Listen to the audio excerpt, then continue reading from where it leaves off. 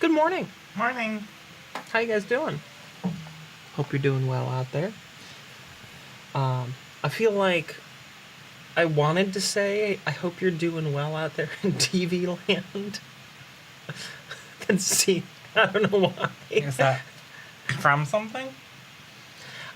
I feel like it's probably from one specific thing, but in my head, It's from everything. every television presenter from like the 1950s and 60s would say, hope you're doing well out there in TV land. You know? I don't remember that from when I was alive. I don't remember that from when I was alive in the 60s either, because I wasn't. That's the mood I'm in this morning.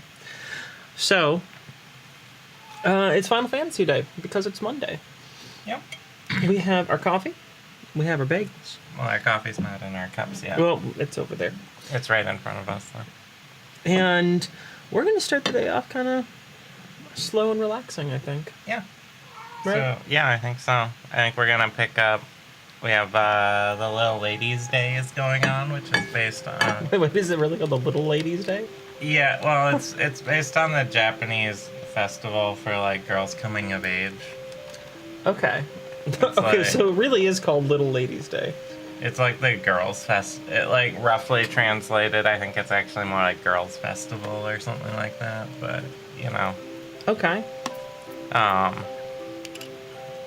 But it shouldn't be all that involved, I don't think. I think it's sort of like Valentine's. Watch. This is going to require 97 hours of work.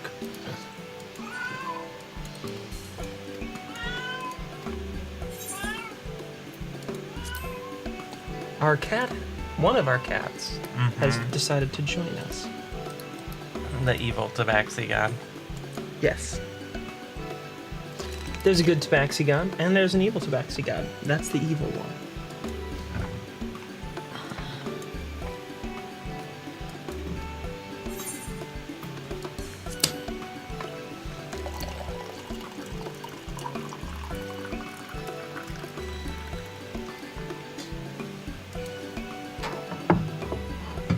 There.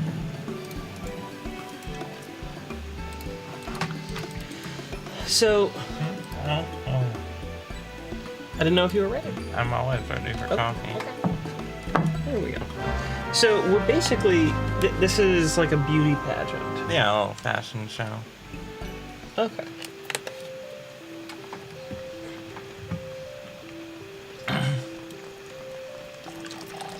So we're surveying. There's also confetti for sale. One-time use confetti things. Right? Peach and cherry. Oh, okay. Over at the Royal Handmaiden. Fashion face-off. Ooh, is Nicolas Cage gonna make an appearance? It's a face-off. I got it. Unfortunately. Except it's about fashion. So we have to survey. There he is. Unoccupied citizen. Well, why aren't you occupied, citizen? You need to get yourself a job. Right? I'm a manatee? This is I live in the ocean? You live in the ocean because you don't got a job. It's an old Jim Gaffigan joke. From way back. Oh, I did a flip while it was loading. See, when it had that little blackout screen, my character was doing a flip right then. Exactly. No, that's one.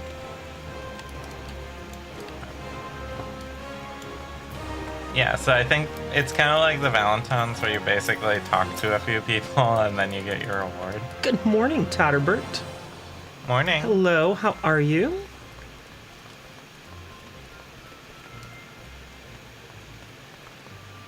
Steps of thought, where? Oh, I have to talk to this muscular citizen. Where am I supposed to go? Just go. Close your map. Okay. Go straight forward. Just go straight through? Okay. Yeah.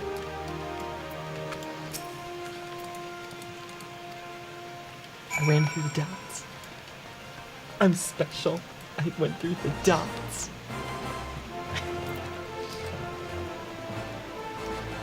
What we're doing right now is running around surveying citizens about beauty pageants. That's the quest we're on.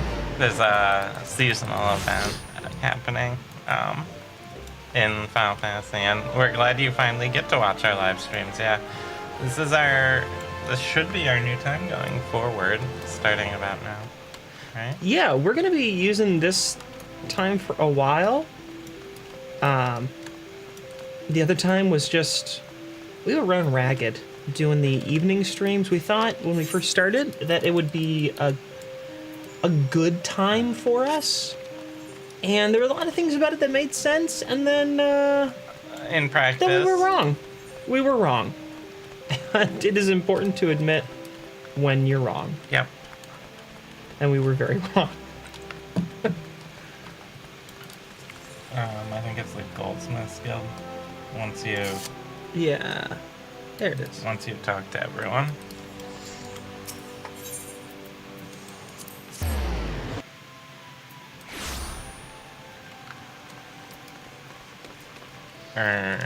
No, you're right. Oh, okay. Yeah. Fashion face-off. Here's Maribel.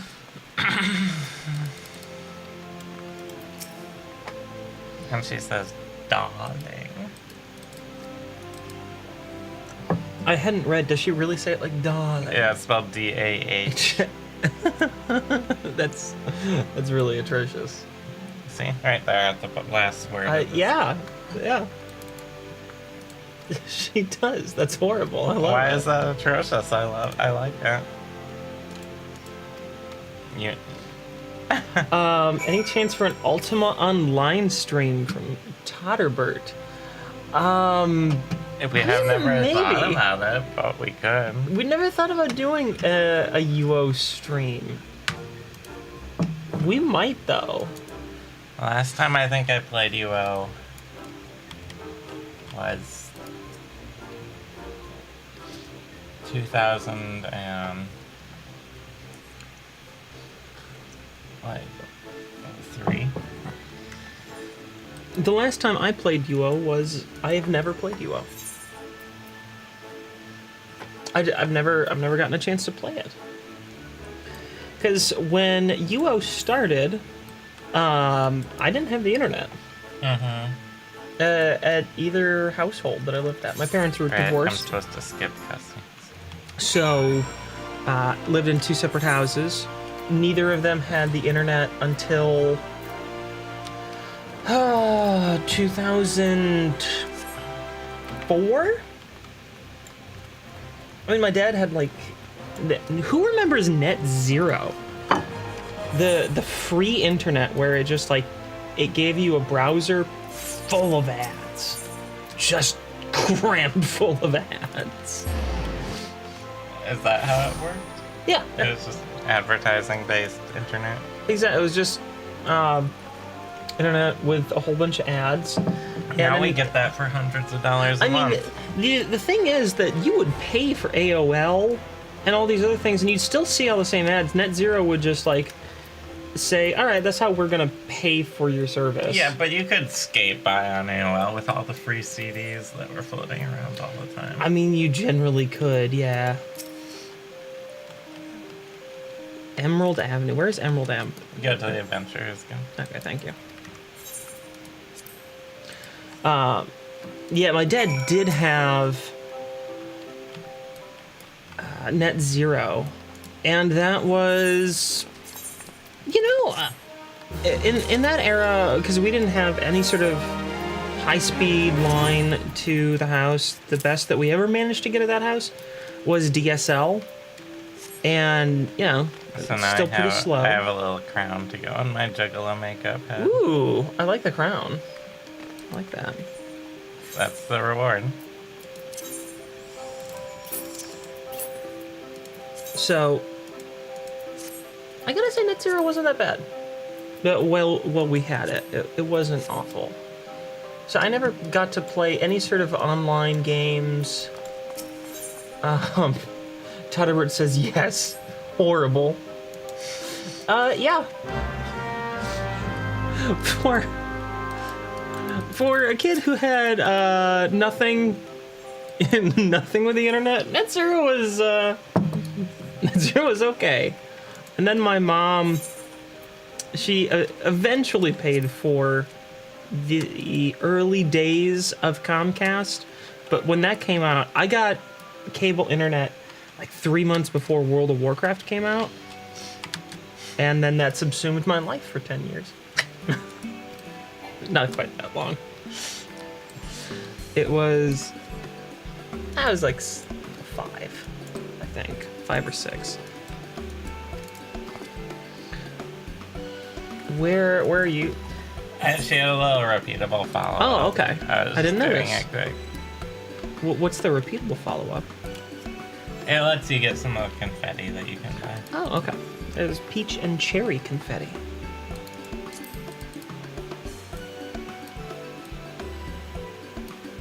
I need to speak with her.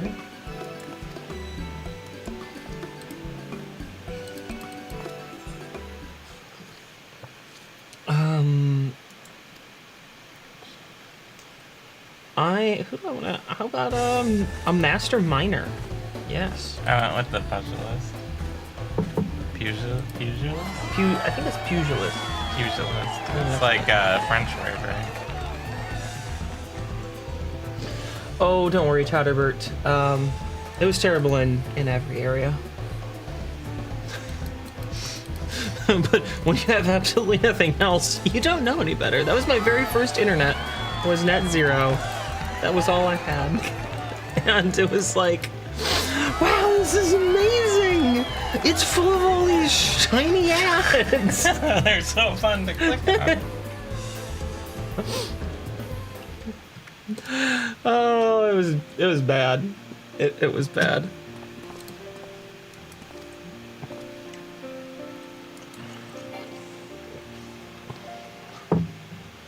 Oh wow, look at this fashion forward look. She's wearing like leather jeans and sneakers. Look at this look. That's pretty good. Especially in an era where this is also an outfit. That's like the fashionista king.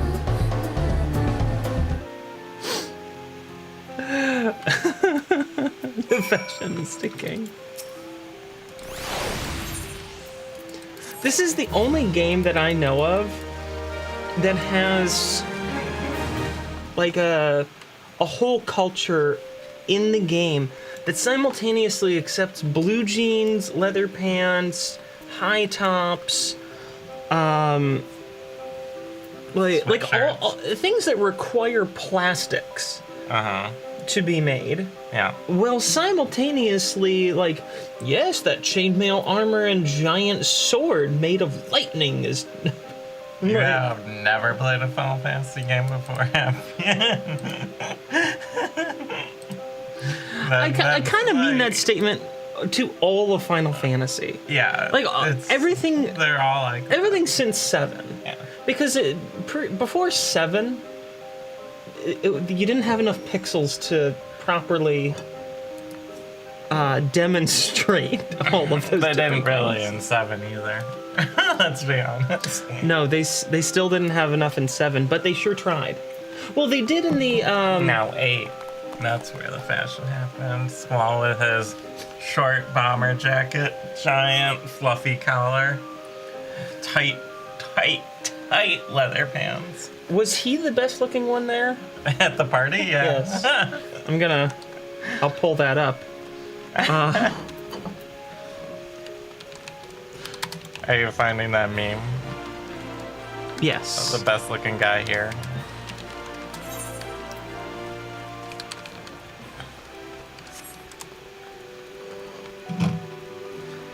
Making fun of the great graphics of the era. That's not the right one. No. You have to find the one where someone drew it. So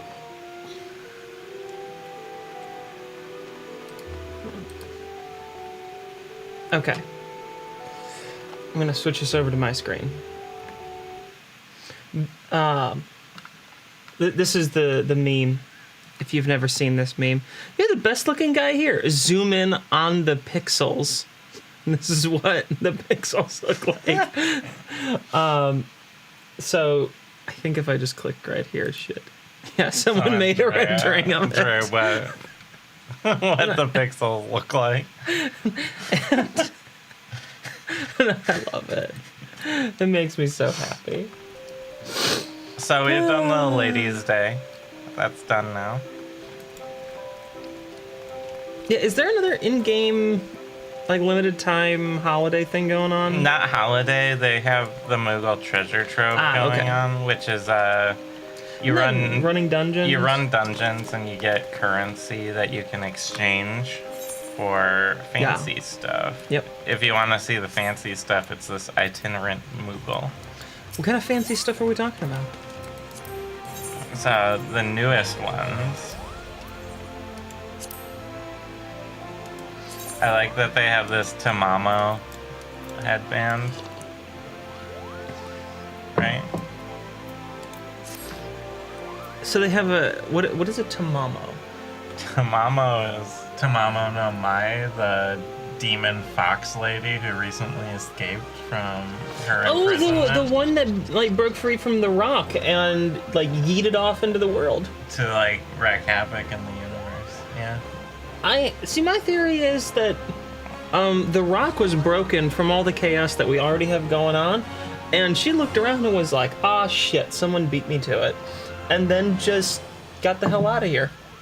Yeah. For people who don't know, Tamamo no Mai was or is, I suppose, this fox demon spirit who was famous for going around and destroying entire nations. And she was imprisoned under a killing stone, which is like this giant boulder that had gas leaking out all around it. It was in a volcanic part of Japan. And it had been sealed and protected. Sort of, yeah. It had been sealed off, and this is an actual place in Japan with an actual rock. Sealed off and protected as part of like I think it was Shinto shrine. No one was allowed to go near it, and like a week or two ago, it was a little longer than that. They went up into the restricted area to check on things, and the rock had like shattered, and like the seals were like, the sealing rope and stuff had come off as well. As part of the shattering, so this demon fox lady presumably has escaped after. I think that this has been a shrine sealing her away historically, actually, for like almost 1,000 years. And yeah, you would know better than I do. Yeah, so that happened. So, just don't expect much. I don't like for the next, however many hundreds or thousands of years. Yeah. Because there's a destructive demon just running around. The ancient Japanese had been successful in sealing this demon away. And then we messed up. And then it decided it was done. It was very done. You were suggesting we do some just some gathering for a nice, slow, casual. Yeah, do a little gathering this morning. We haven't done gathering on stream, like actual sit down, just enjoy. We did only a little during while we were waiting for cues, basically.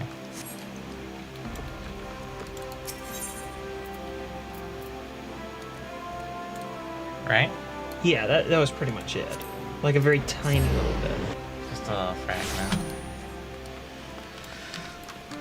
Oh yeah, it's Quest Whale. Where do we get? Oh, mining whale right now. It is mining whale. Where? What are you looking for? Alright, what do I need to do?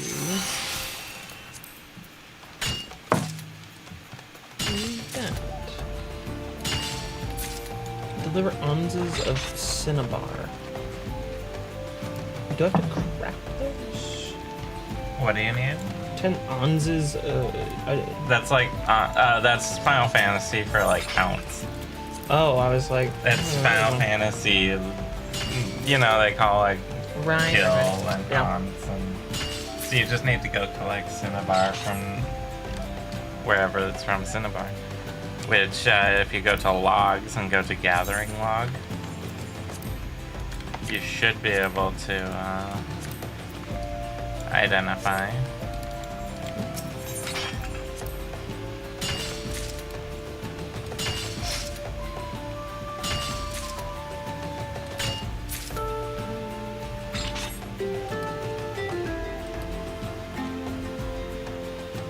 What level is the quest? Like 15. Why don't you should maybe go where the iron ore is and try there.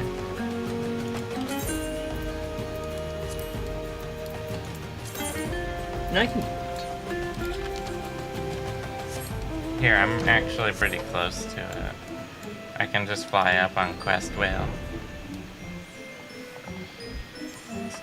Gonna mute our mic so I take a bite of food. Ooh.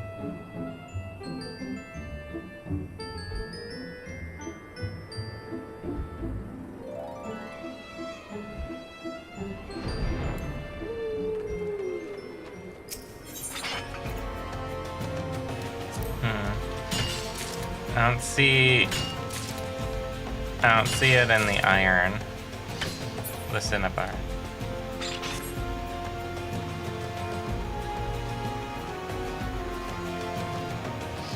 I think it's just a unique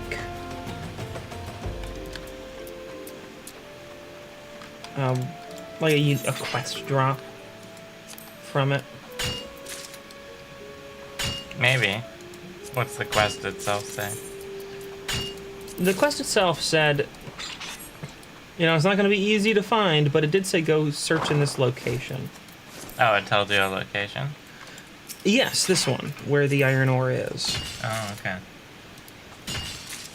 I like to just, if I'm just gathering iron ore, you can check that little box down there and it will auto-gather. Right, I forgot about that. It's been a little while.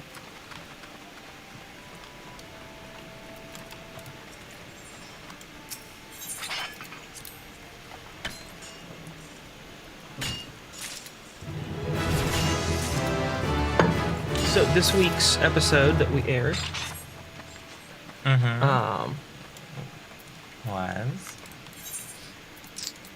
was you guys finding Jarella, and Tonnybird asks, What kind of GPU? Mine, the one you're on my screen, I have a 3070. we actually both are running 3070s.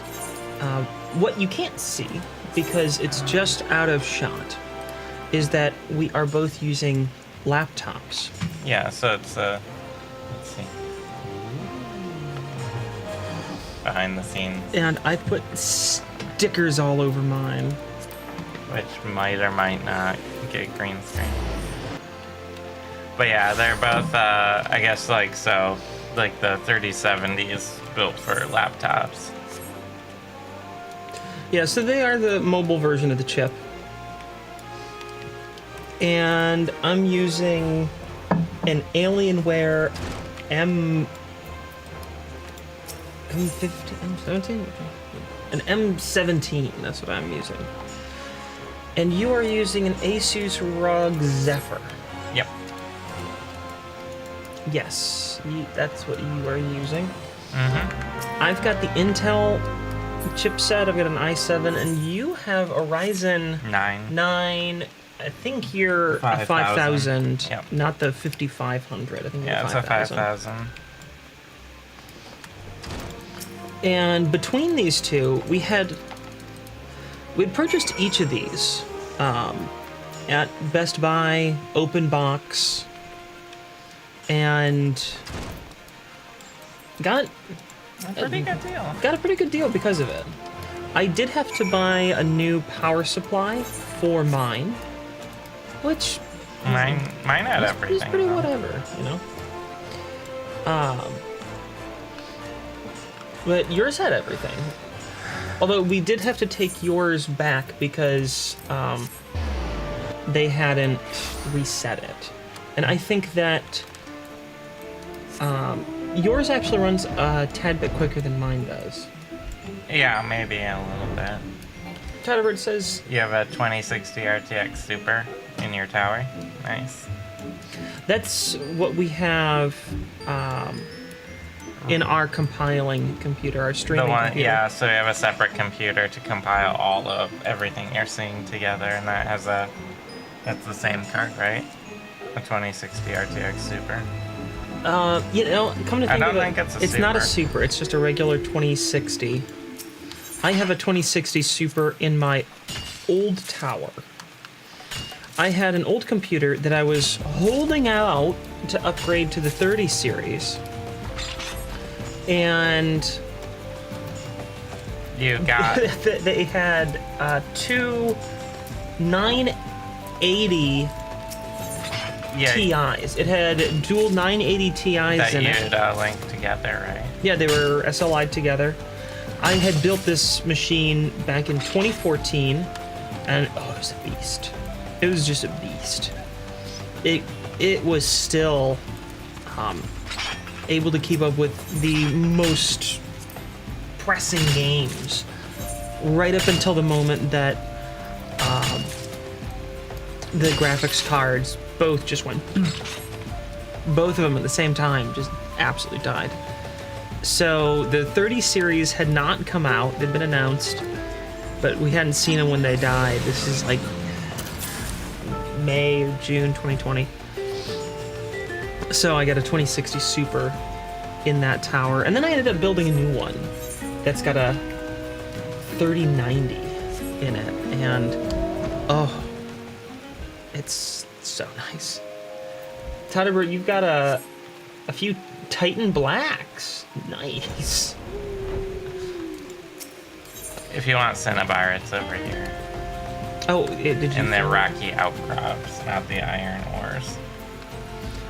Oh, okay. So I was just casually running around. Well, having for extra iron isn't really a problem. No. No.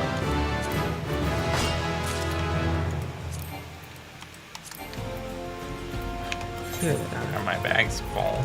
Yikes. Okay.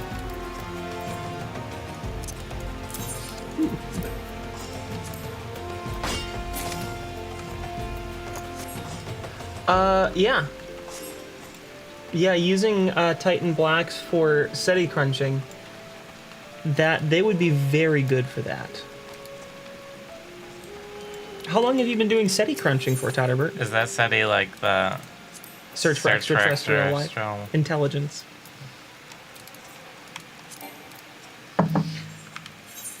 I had my computer set up to do that in college, and when I moved out, then I didn't have decent internet anymore, so I couldn't do it any longer. They run 1999. Prime Grid water cooled. Nice. So I don't know if you saw this. It is, from a technical standpoint, not interesting at all. It is what? Just not like your No, well, your we'll get there. statement that From a technical standpoint, this isn't even remotely interesting to computer geeks.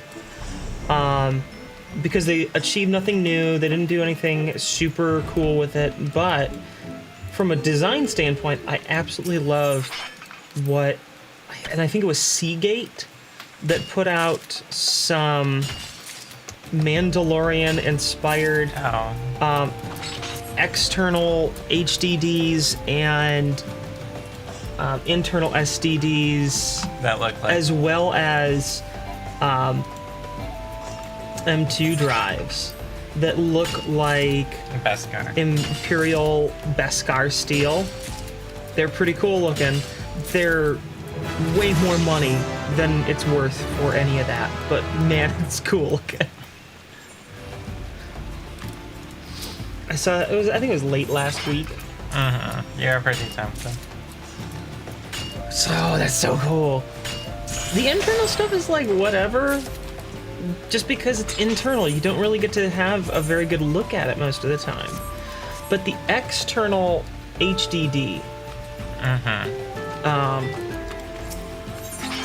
that one had like a nice little blue underglow to it. It's pretty cool.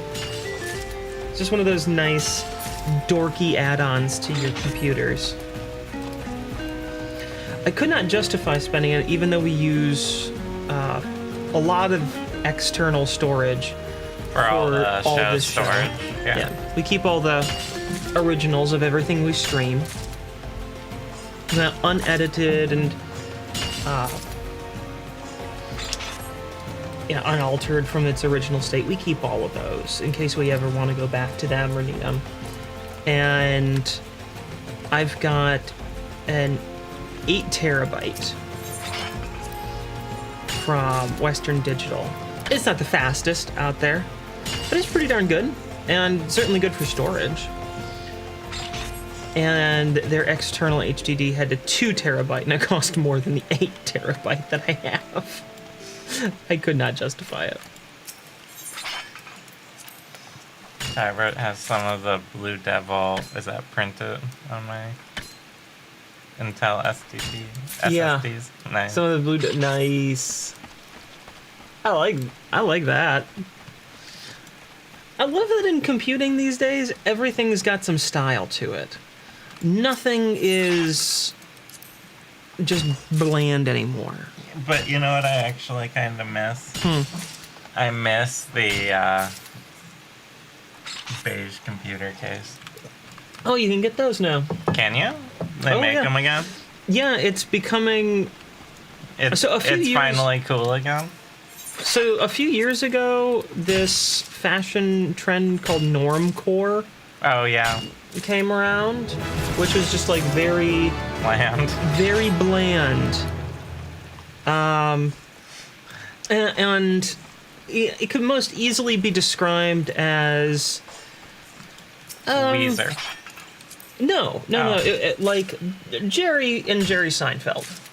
Okay. Just like slacks, button shirt, And yeah, Todder's got a beige is the new black. Exactly. A few years ago when normcore was going around, that's what it was. And along with that came this whole...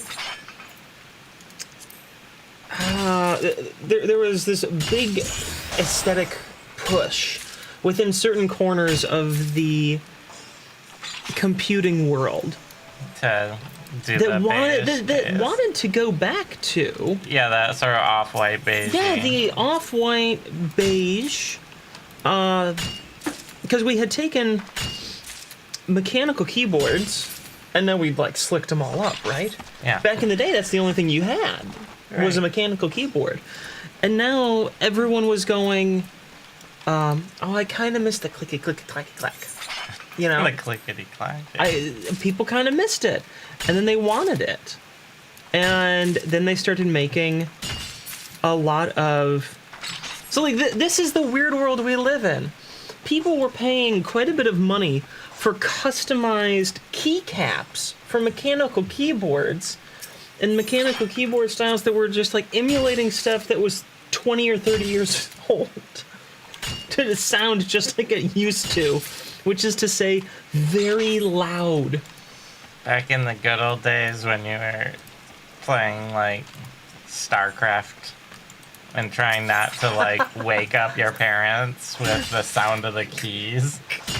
Slowly depress it. And it doesn't matter how slow you do it. But, Clonk! but you're playing StarCraft, so you have to be like, Exactly. and they're doing it. I didn't have any computer games to keep my parents up. Yeah. I didn't have anything like that. I did have my own little or yes, Warcraft 2 title. Warcraft 2, yeah. It was Warcraft 2, second one was it Tides of Darkness? Oh boy. I don't know, never played it. Too long. There's like a whole generation of computer games that I missed because the one computer that we had for a very long time at my dad's was a 1993 Mac Power PC. And all those old games, you're like, all right, let's install it, and you stack up your 12 floppy disks. Oh boy. Age of Empires. I played Age of Empires 2 a lot. I did a lot of I played England a lot and did Longbowmen Deathballs. Where you just have a huge pile of Longbowmen and a huge ball. And anything that comes near you just dies instantly because they have like the longest range in the game. Mule. M-U-L-E. What is Mule, Totterbert? I have not heard of this. And I love learning about things. So when someone can tell me something, I'm just like, what is that? Now, after we're done streaming, I'll spend like 18 hours looking it up, reading the Wikipedia articles about it.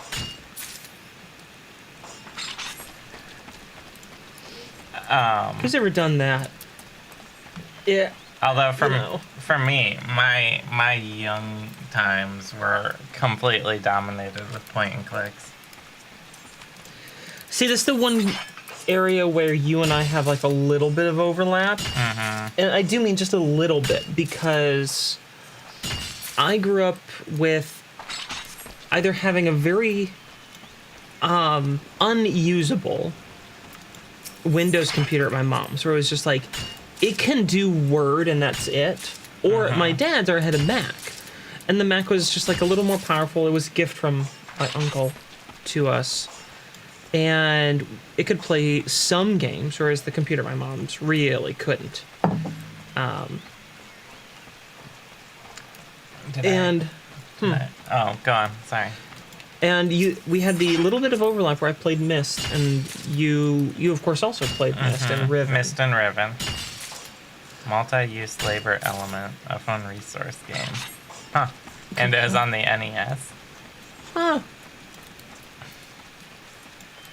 Multi-use labor element. All right. Huh. You'll have to look that Oh, up. I'm gonna check that out. At first, when I saw the mule spelled out, at first I was like, oh, a mud. But that's, multi-user dungeon. Which was like the old text-based sort of MMO, basically.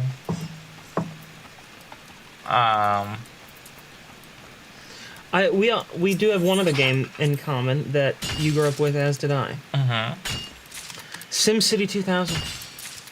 SimCity 2000. Yeah, you build a nice city, and then you intentionally use all the cheat codes to create the weather effects, like tornadoes and stuff, and just blow your whole city up. I never did that. Really? No. Oh. Yeah, I would always use the cheat codes to blow the city up. I would never do any of that. Do you ever play roguelike games? More recently, you've kind of gotten into roguelites, but... Yeah, actually, I thought I never really cared much for roguelike games, but now I've gotten really into roguelites. And it all started with Hades. So I played, I didn't play Rogue proper, really. There was some game, I have to look it up now, because I played it a lot.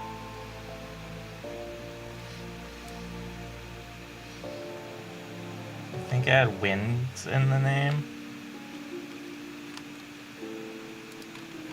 Yeah, I played Castle of the Winds.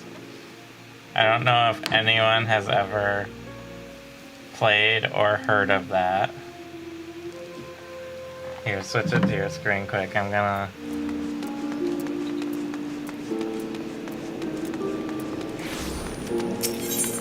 ADOM. Old school. What is...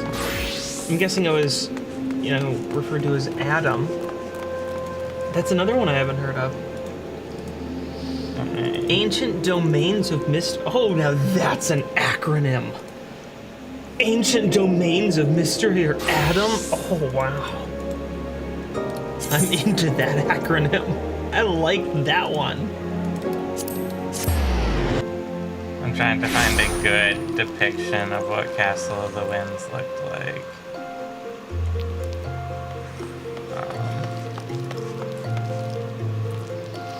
And NetHack. Alright, I have heard of NetHack.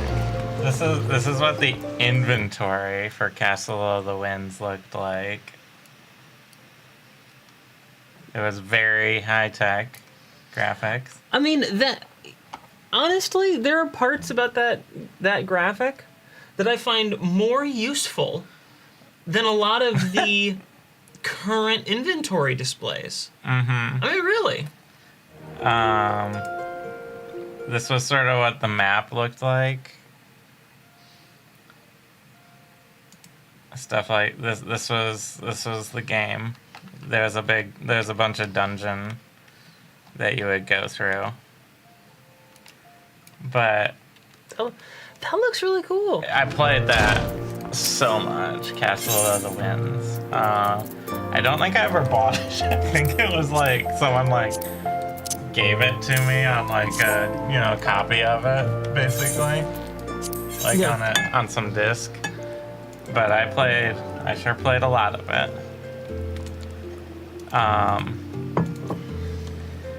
I also play. There's a more modern sort of. It's called Stone Soup, and it's a roguelike that has. It's kind of updated, but it's still in that old graphic style.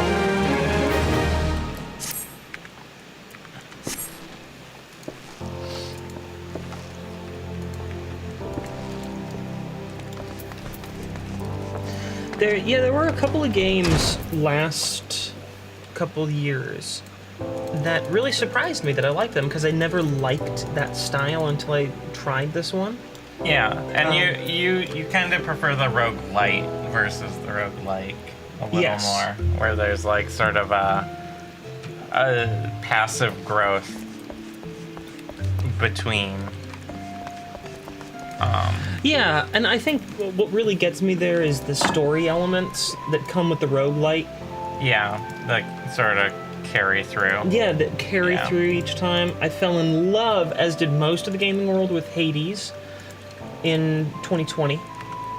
When that was given an official release, it had been in open beta for a long time. I really liked... You played Returnal. I liked Returnal quite a bit. It's not as good as Hades. It's another roguelite, and it's these are both Hades, action roguelikes. They're not. So a traditional roguelike is turn-based. Yeah. Whereas these are action-based roguelites. Yeah. And I really liked both of them. Liked Hades a whole lot. Liked Returnal pretty well. It wasn't as good. I tried Star Wars Fallen Order, which is from EA. And that's more Souls. And I was talking about games that I'm surprised I liked. Oh, okay. Yeah. I tried that game, and I never really cared much for the Souls style. I'm sure I'll teleport to Elford. Why not?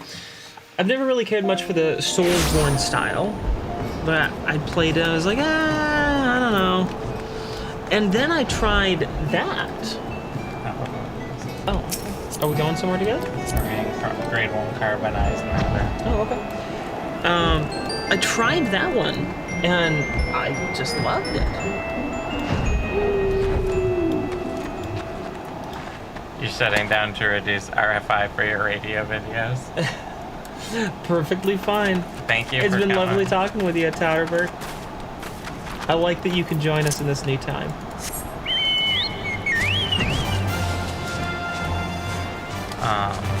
Are they in the Rocky Outcroppings? I think so. Maybe. They're in the zone. It confused the heck out of me because you landed there and I'm like, oh, hey, there's one right here, great.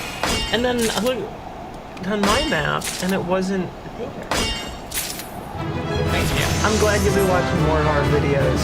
I like this. It's nice to get to talk with you.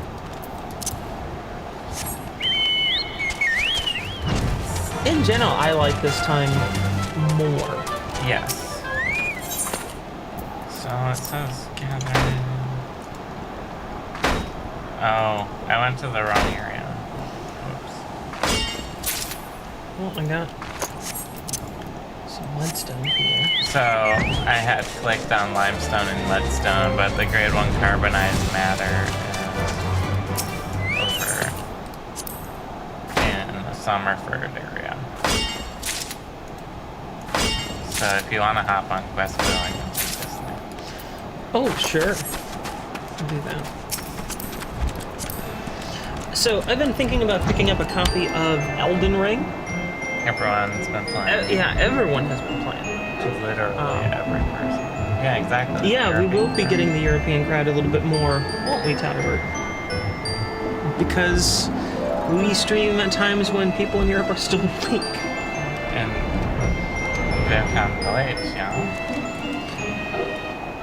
I mean, if I brushed up on my German and we ran like a German stream once a week where Really, just, really bad German. just like Completely out of practice German stream. just a terrible German stream. Schreckliche Deutsch. Sehr. Sehr schreckliche Deutsch. Yeah. We could just do that once a week, and then I'm sure we would get.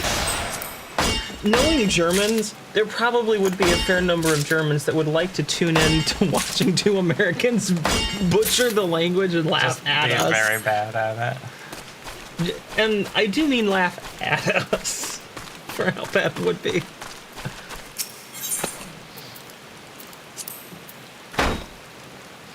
I like learning German because, as an English speaker, we draw our grammatical structure from German. And it made it a lot easier to make that leap mentally in learning a new language because the grammatical structure is the same. Because I have learned German and I've learned Spanish. I learned German and Japanese. And I imagine that Japanese is a much bigger grammatical structurally. You do need to spend the first, period of time learning the alphabet because they use a very... They don't... Like, at least in German and, all most of the... Well, pretty much all the Latin languages, you have pretty much the same alphabet. Like, there might be a couple weird ones, like an umlaut here or there. But it's really not hard to wrap your head around something like that. It's not like learning kanji or Cyrillic or, any of the completely different alphabet that you have to just learn the characters before you can really do anything.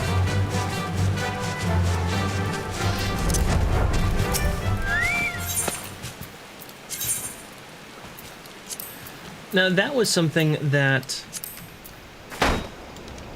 I wanted to do, but it kind of fell apart because of the pandemic and also just a lack of time. I wanted to learn to speak Greek. Oh, yeah. Because we went to Greece and you got really into Yeah. Well, I thought it was very pretty sounding language when I heard people speaking it. And I don't know, it just struck me as kind of interesting. I really liked going to Greece. I really loved the country. I loved everything about it. It was great while we were there. And I said I'd like to eventually learn to speak Greek so that when we go back, I can actually speak with people. And I haven't had the time to do that. I was gonna devote, just do some simple things that you can do in adult life to learn a language. And just like listen when we were driving, when I was driving, because I used to have 2.5 hour commute total each day. And yeah, that was a lot of time, but never got around to it because then eventually I stopped commuting.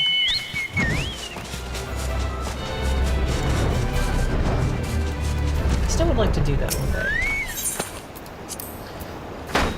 You know, a couple years ago, they studied the idea that children can learn a language more easily than adults can. Yeah, there was like, hey, children have a more like their brains are more plastic or whatever. You know, they're because easier. of the plasticity of their brain. Yeah. They have an easier time learning a language, and they found that it's not true. Really? I believe that. They found that children do have an easier time with some elements of learning a new language, but also a harder time learning elements of a new language. For example, adults have an easier time understanding the grammatical structure, whereas children have an easier time just kind of picking up new words that they already know. But children will have a harder time with words that they don't know already. I think this would... I don't know if I'm repeating this completely accurately, but the point of all this studying came down to children don't actually have an easier time learning a new language. What they have is more time given to them to learn the language because they can be immersed in it in a school or have an hour or two every day or every other day. Or they have like to do nothing but speak that language. one Whereas or adults, two parents that speak it at home versus where they speak it at a different language at school. Exactly. Whereas adults don't actually have that amount of time in their life. And I think this was a study, honestly, out of Israel. For some reason that sounds right. And they found that if adults had the same amount of time that children did to learn language, they learn language just as quickly as a child. If they can study it at the same rate that a child can. That learning a language when you're older does not really increase the difficulty or decrease the likelihood that you're going to remember it. What? I'm just releasing the tension on this port. I saw that the cable was tight, so I just releasing the tension. No, I mean, that makes total sense to me. Like, I think there's a lot of things that we just throw up as like, oh yeah, kids have an easier time doing this stuff because it's easy for us as adults to give ourselves an excuse to not do something. Well, we love to look at results of things and be like, oh, it's just the kids are more naturally able to do this than adults, when in reality with almost every single thing it's just access, basically, is what dictates it. You're like, oh, all the good baseball players come out of this like area, like, or you know, like all the great baseball players are either American or Japanese, and it's like those are the two countries that play baseball. Yeah. Like, it's just so there's more people playing it. You know, Like, it's not that. Like, I don't believe that. Kenya fields a national hockey team. I don't think that they have a national hockey team that they send to the Olympics. right? Does it mean that Kenyans are just not good at playing hockey? No, They I mean, just don't have ice rinks. They just haven't been playing it. There's not regularly available ice rinks and hockey equipment to a large portion of the population like there is in Canada. Yeah, it's not part of the local culture. Yeah. So we draw these conclusions from data, and we draw the incorrect conclusion because we don't look at the whole data set and say, oh, well, here's a better conclusion. I remember reading, what was it? Mathematicians had determined that language is influenced by culture. Oh wow! Yes, they figured I think out. that was the report. Like, do you remember when they did like machine learning or something, and it like came to the conclusion that like the culture and how a culture uses a language changes how the language is used. Yeah, like the culture Or something stupid. Yeah, like the local culture is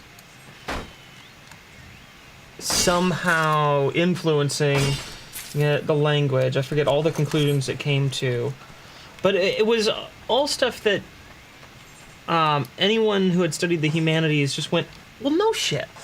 Yeah. Obviously. Like, well, we proved it with math, and like, you didn't need math to prove that. You can draw those conclusions.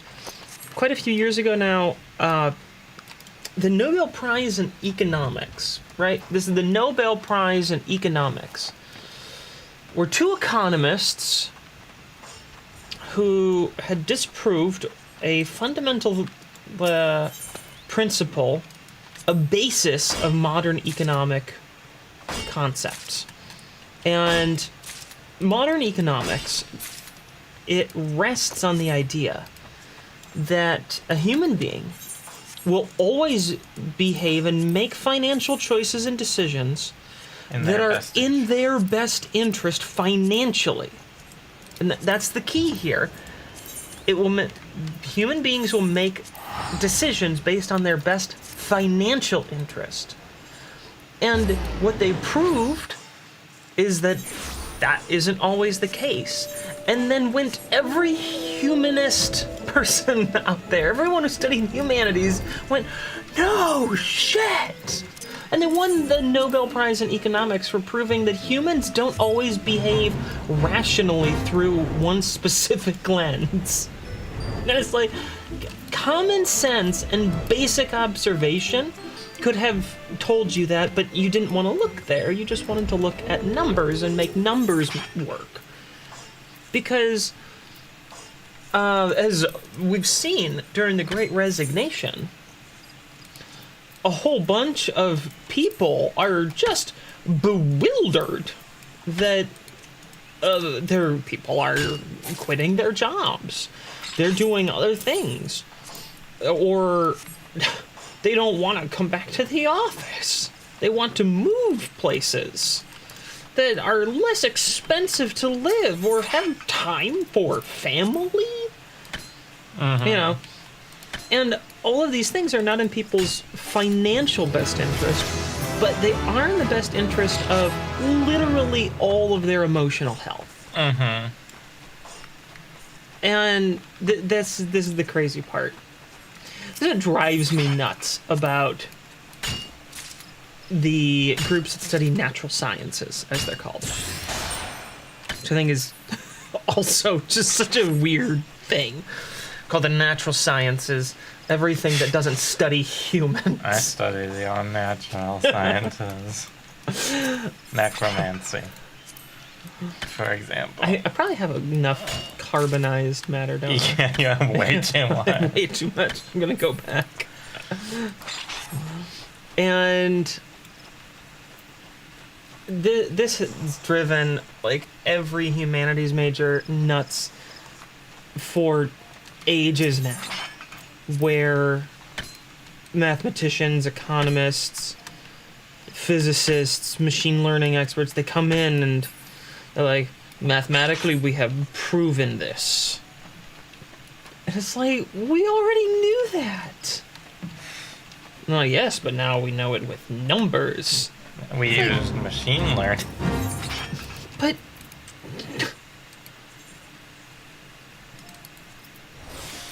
I studied history, and you studied history. Mm-hmm.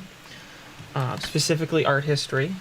I studied regular history too. Yes, you did.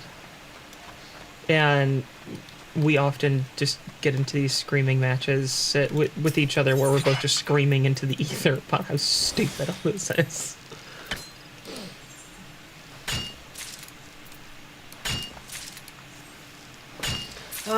Such is the life of the humanities. What do I need the most? Probably that.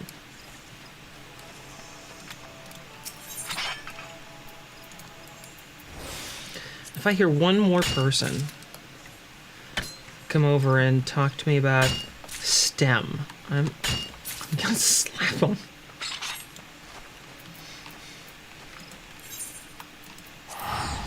STEM's the most important thing in the whole world. Really? Is STEM gonna get us out of nuking each other? I don't think so. I have opinions about this. Well, yeah, the engineers will make missiles to shoot down the nukes. There we go. Of course. And don't get me wrong. It's not that I don't appreciate STEM subjects. They do a lot. I started off as a computer science engineering major. This is an area that I have familiarity with.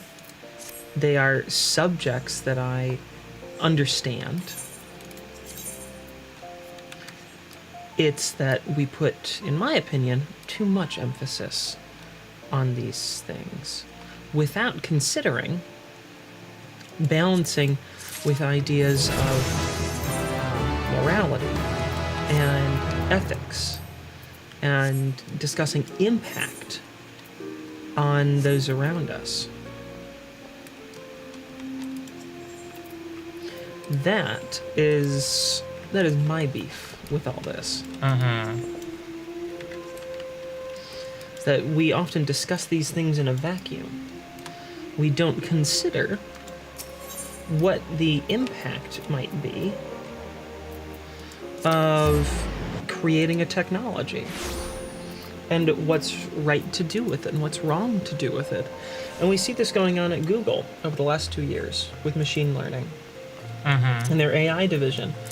That they had hired an ethicist, someone who had specialized in the ethics of machine learning and artificial intelligence, and she was warning against how they were using the technology. Definitely sounds like someone who's gonna get fired. And she got fired. She spoke out publicly against the management's direction of the program at Google, and they fired her. And her colleagues were just livid. This was fairly big news in this, and this is what I'm talking about when we don't pay attention to these sorts of things, when we devalue humanities, we devalue arts, because it's through arts that we explore our humanity, explore emotions. I don't know. Do we need to do something in quarry now? I'm just going to go gather silver ore. Yeah. Oh, okay.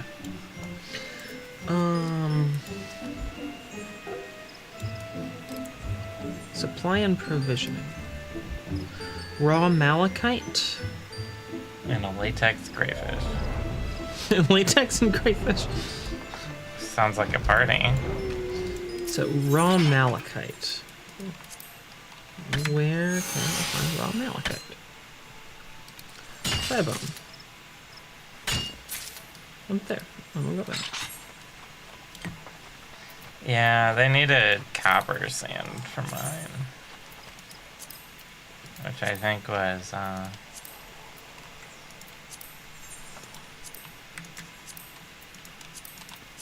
Horizon.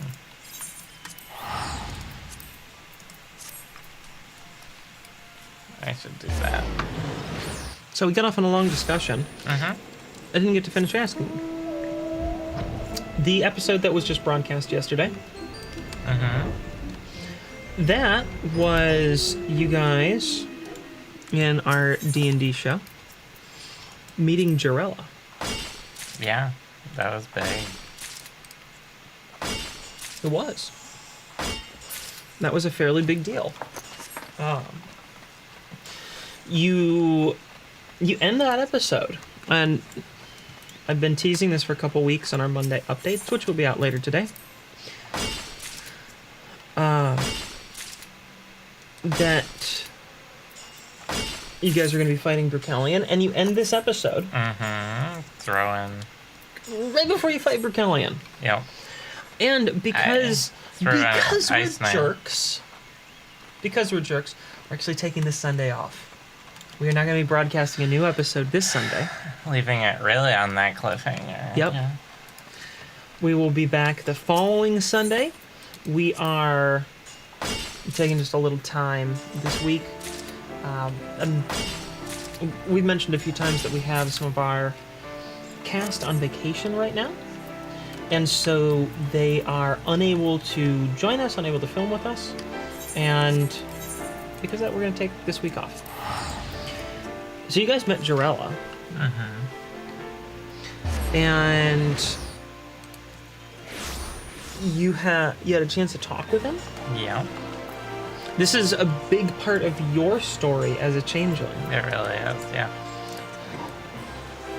You had a question? Yeah. What'd you think of it? What's your reaction to this episode? How you feeling? I mean, it was pretty awesome. I'm excited to see what happens with Brukelion here, and it was very out of left field for me running into Jarella there. It's the last thing I was expecting, honestly. Given that he's supposed to be like 2,000 years old at that point. Right? About?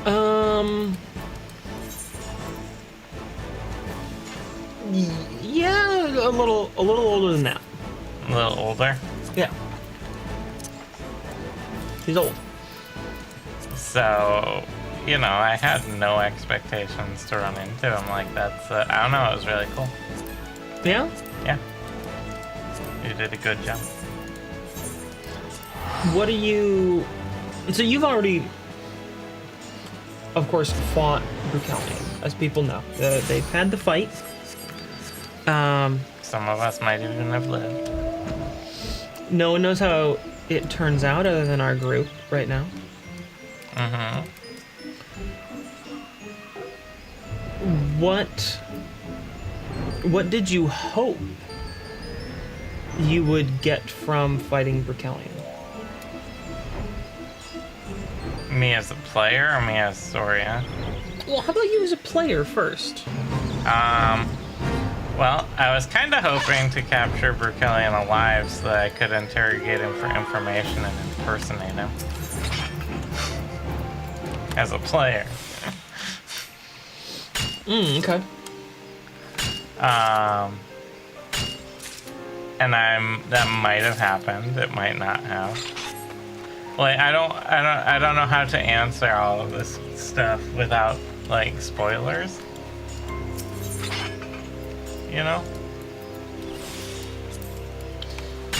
Well, I'll sort of ask a larger question. Where are you hoping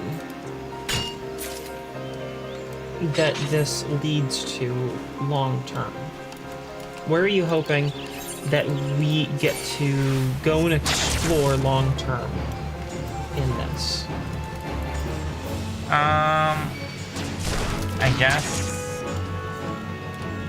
Soria ultimately wants to go to Unrissa. Okay. That's like her long-term goal, is to find Unrissa and like all that. But I think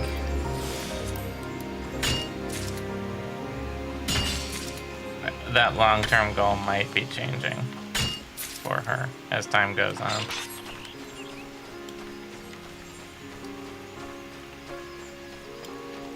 I think what was her dream of finding Unrissa for her people and everything is maybe after everything that she's been going through in Unristo here is kind of shifting, and I think she's more coming around. It's a loose idea right now. I think she's coming around to the idea that actually what she needs to do, and with her skill set and everything as a druid, what she actually needs to do for her people is find their original home in the Feywild.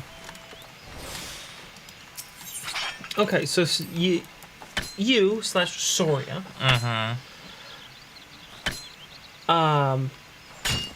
believe that the Changeling's original home still lies somewhere within the Feywild. At least an echo of it. Okay. And if she can restore that, that would be something worth doing.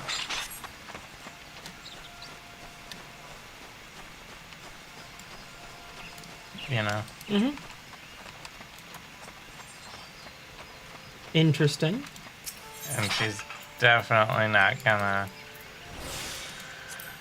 you know, turn into the villain of the campaign where she is tearing a rift open between the material plane and the Feywild to, like, merge the two and cause the Agmar, no doubt, to have a total breakdown. I like that I introduced the Agmar Nodal, and I wrote them years ago. Years and years ago I wrote them. And Soria, your first reaction was just... And immediate hatred. I hate them! Why do I sound like a French panda? I don't know. I don't know. That's... I hate them! The sacre bleu! That's a mystery for another day. That's... Oh, those Agmar nudas, they know so much, eh? Yeah. I mixed a little Lotto in there. You think you know so much, eh? You think you know so much? Little Lenny? Little Lenny.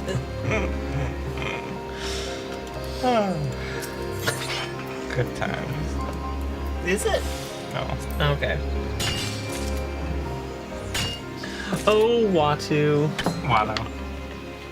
Is it Watto or It's Watto. Watu? It's Watto. Watto?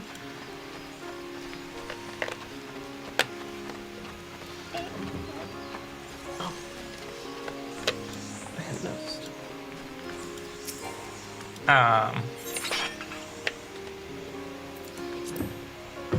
Yeah, he's a dick, Watto. Yeah, he's a slave owner.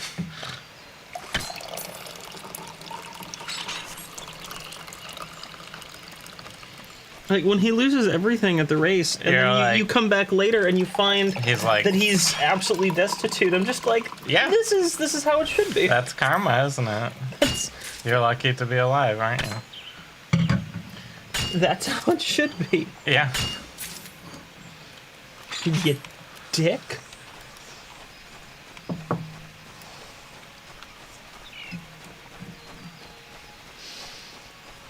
That person is part of a free company just called Meow. I love it. Meow.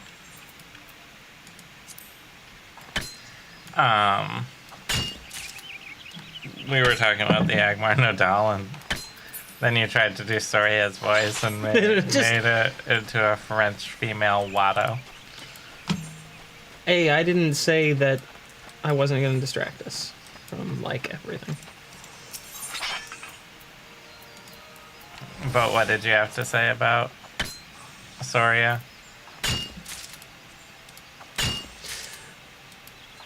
I forget. Yep, completely forget. How she's going to tear the planar boundaries between the Fey realm and the material world apart. Yeah, sounds right.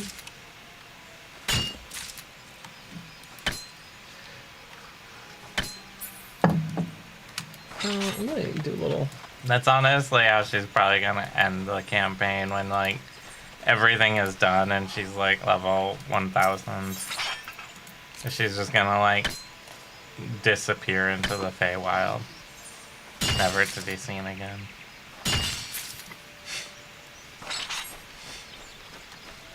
Yeah.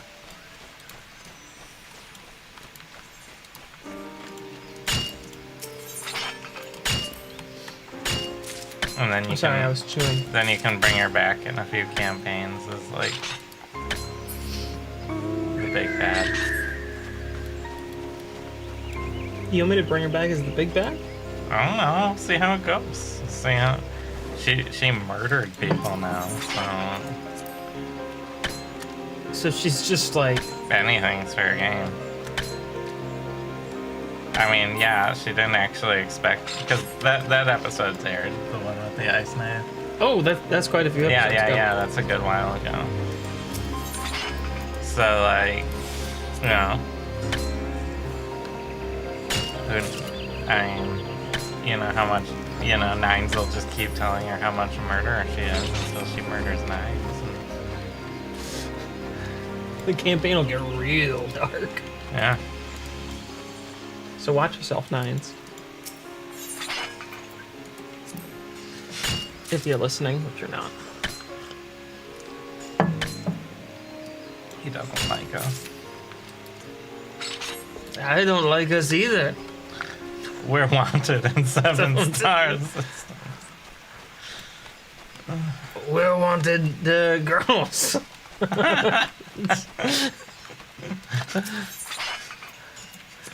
She's got the death sentence on 12 systems.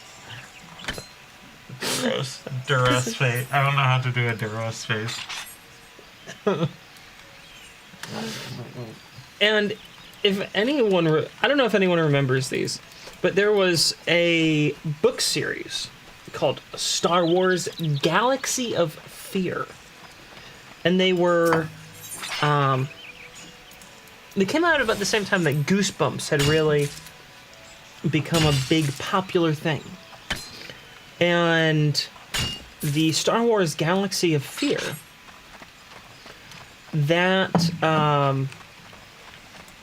that had like a whole bunch of just off the wall weird kind of stories, and one of them, I think it was the second book, actually followed the story Of those guys. of the guy who said, "We're wanted men," before he got to that point.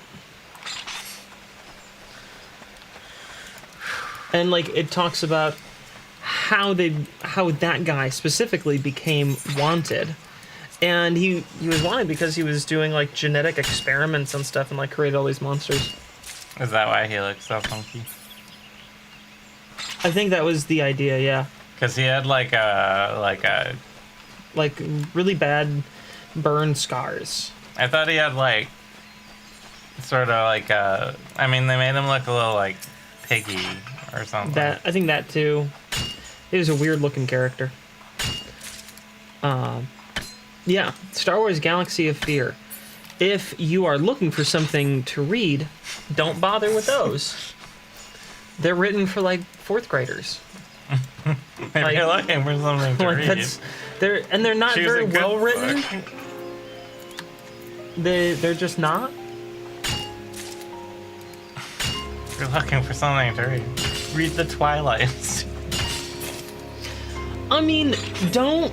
But also, if you want to, go ahead. We are reading Midnight Sun, which is Twilight from Edward's perspective. And it is much thicker than the original Twilight. There's a lot more inner monologue. More. There's a lot more self-hating inner monologue.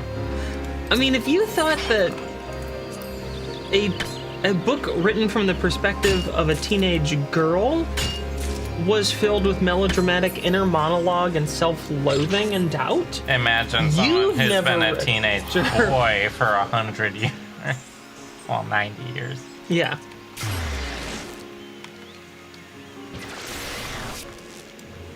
There's a lot of self-loathing. There's a lot to unpack there, and it should stay packed. It should have stayed packed.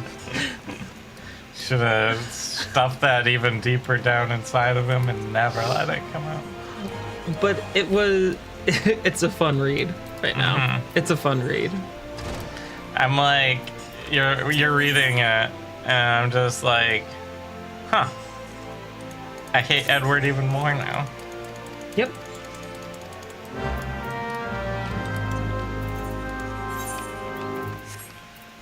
Like, I specifically hated Edward already. And I'm like, oh boy, he's even worse, isn't he? It's, oof. Oof.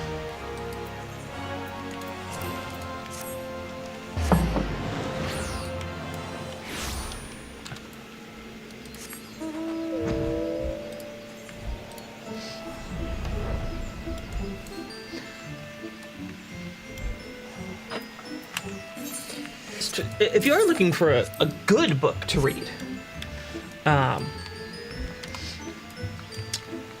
book that we had just finished, it was actually a book series. The Grishaverse ones. We had just finished the first Grishaverse installment. Trilogies, yes. The first Grishaverse trilogy. Which started with Shadow and Bone, and then went to, what was the second one called? It was the Scale one. Yeah, what was I thinking of? Something in Scales. And then the last was Ruin and Rising. Yeah. They're really good.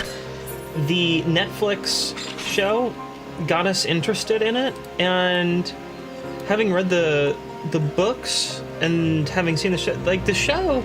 Siege and Storm. The show has a pretty interesting take because they're combining a couple of different elements in it. Yeah, they're adding, like, they're taking from one of the other book series. I think, is it like King of Crows or something? I think it's King of Crows, maybe. But they're combining two stories, and I think they're supposed to be happening essentially simultaneously. Yeah, but they weren't, like... That's not how they were originally. They have, like, this whole Cass character. I think it was Cass, right? Yeah, I believe so, yeah. Kaz, maybe. Who's not at all in the original trilogy. But is a character from other books. Yeah. They're following two stories simultaneously. I don't know if it got lit for more seasons, but we really liked it. I think it has a second season. We really got into that show. The books are quite good. I admit I'm not crazy About the end. about the ending of The trilogy. The trilogy. It's a young adult novel. It's still young Yeah, adult, give but it. it's very fun to read. It's a good book. You. In a firmly adult book that I finished a couple years ago, but if we're talking about books to read, I'll always recommend, Gentleman in Moscow. yes, A Gentleman in Moscow. That is a really fantastic book. And there is I can't land there? Okay. There is also a very well produced audiobook. If you are interested in an audiobook version of it, it is a really well produced audiobook. It's called A Gentleman in Moscow. It is fictitious, but Sort of loosely placed historically. it's placed in a historic context and given a lot of life because of that placement. And it's a really fantastic read. Absolutely loved it.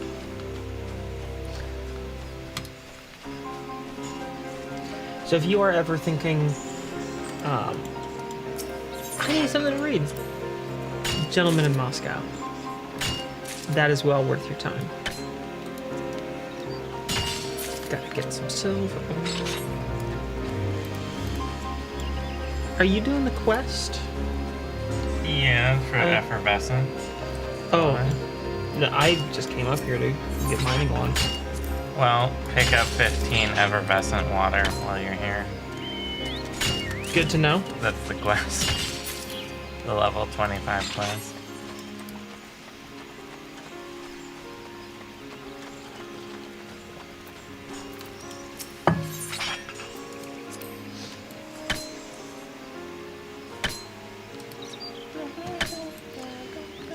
I think this is a good idea for this morning. Just have a slow, relaxing morning. Yeah. That's the reason that we actually started playing this game. What? Because it is slow, it is relaxing. You can just sit here and chat while you run around and just gather some things. And now that we can fly, it makes gathering so much nicer. Mm-hmm. We need to get through the MSQ to get to the higher level areas at some point. Completely struck out on that node. You can always use sharp vision. Oh, yeah, just not bothering right now. It's one of those, you know. Although this one I got a bonus on.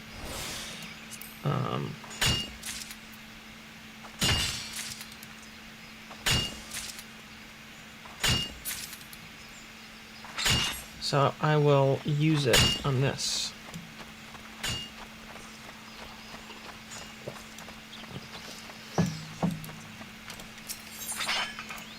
I know there's, because I pre us doing this stream on other tunes, there's definitely a whole like strategy and like cooldown use to maximizing your mining and everything.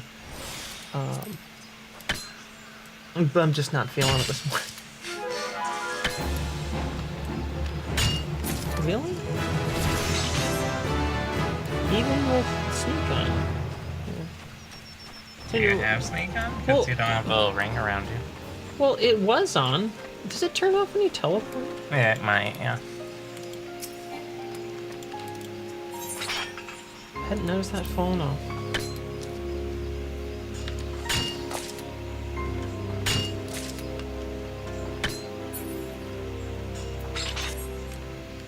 I got 15.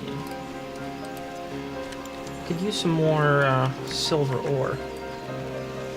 Yeah, I've just been gathering silver ore because it's used on a lot of things. Yeah, higher level goldsmithing. Silver ore is used all over the place.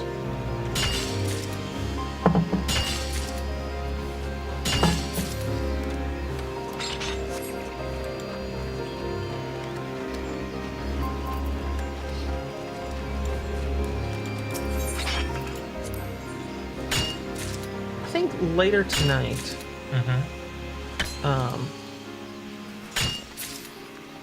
I might just sit down and maybe we'll read for like an hour or two. Sounds kind of nice. Yeah.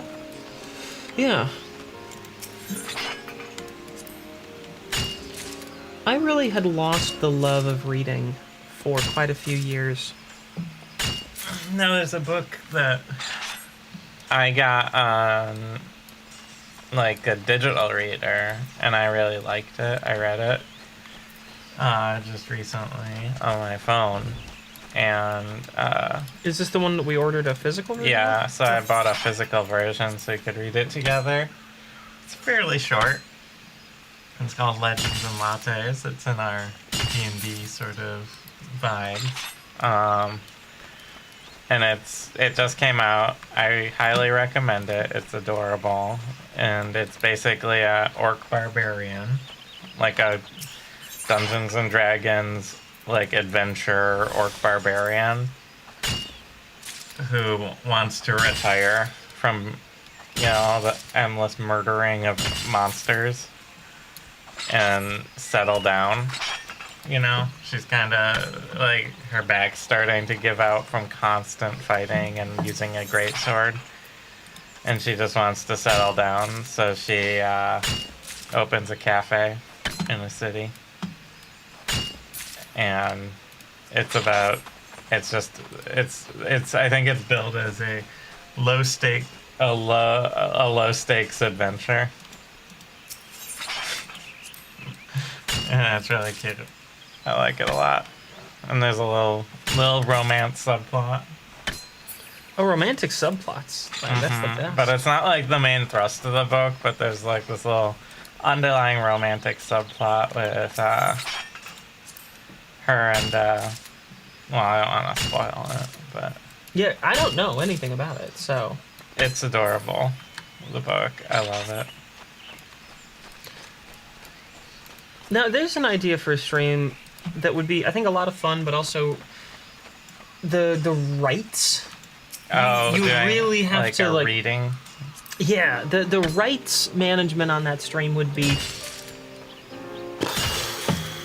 crazy. It would be crazy. Because it's harder to argue transformative when it's like versus a video game, I guess, right? If you're just reading a book.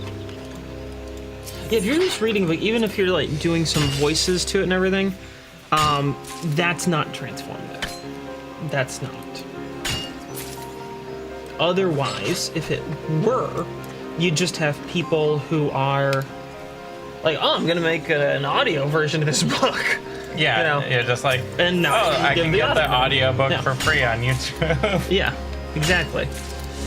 So you couldn't do that. You would have to like have the rights to it all written out and have like a structured agreement. But that would be pretty cool to do if you were an author and you were like, I'm gonna read my book and like post it on YouTube.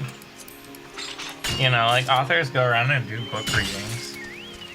Yeah, they'll read a passage from the book. Like if you did that, like one chapter, an episode or something, and released it over time, that'd be pretty cool, actually. I mean, I think there's really something... I think there's actually something very special. And I don't mean this in a joking way at all. I really mean this. Want to be clear. There's really something special about having someone read you a story. And especially reading poetry. I think most poetry really gets lost because people read it rather than hear it. Yeah, it has like you need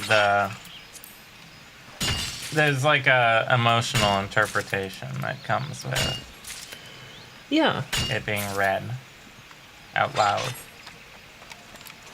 And it forces something different than just hearing your internal dialogue with it. It forces a different interpretation upon the piece.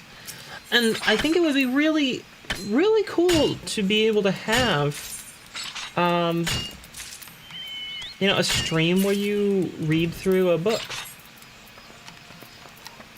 And it would be, if you did like, depending on the book, because it's always going to be a little bit different,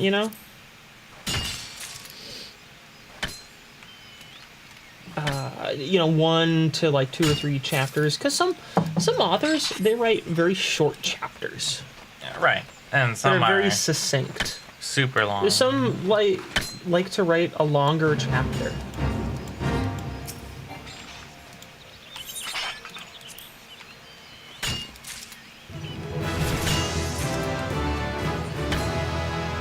But I think that would be a very cool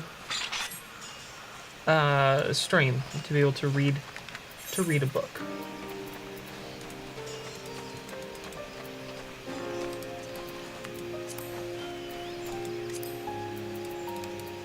I agree. So at 27, you get auto sneak, so you don't have to worry about that anymore. Yeah, I just unlocked that.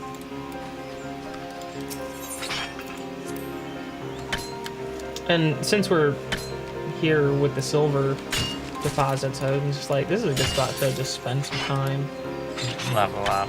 leveling up. I would actually really like to do that. Do some readings. Yeah. Well, you could, I could always write my own stories. or read public domain books. That's true. Isn't like Charles Dickens and stuff? Isn't that all public domain now? Oh, let me look. Now you got me curious. Because I think like a reading would be kind of interesting.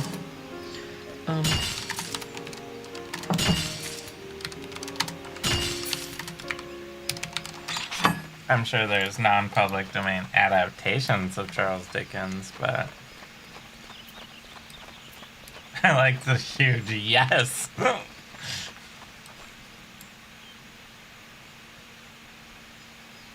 Yeah, Charles Dickens. So that was just the first public author that domain, yeah. came to mind, but like Mary Shelley, Frankenstein, that should be public domain now, right? Yeah. Jane Austen's probably public domain. Oh, I believe so. Like any of those should be fair game for reading. Yeah, Jane Austen. Yeah, you can use those. So you can start off with reading some public domain stuff. There's a lot of good books that Maybe are I'll public do domain. that. I'm actually really in love with this idea of I've got a nice station down here with a good microphone. Put on like a cozy sweater. Yeah. Yeah, And for some reason, a cozy sweater seems. and read a chapter or two of books. Start with some public domain, and then maybe there might be some authors down the road that would be willing to work with me, and I can do a live reading of their book.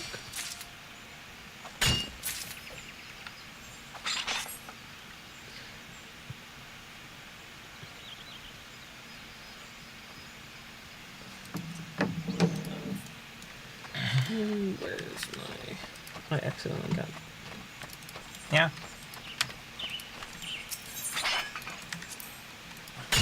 Yeah, I think that's a fantastic idea. I'm sure there's someone out there who's doing this. Probably. There's someone has done everything. Yeah. Because no idea is really original. Except for mine.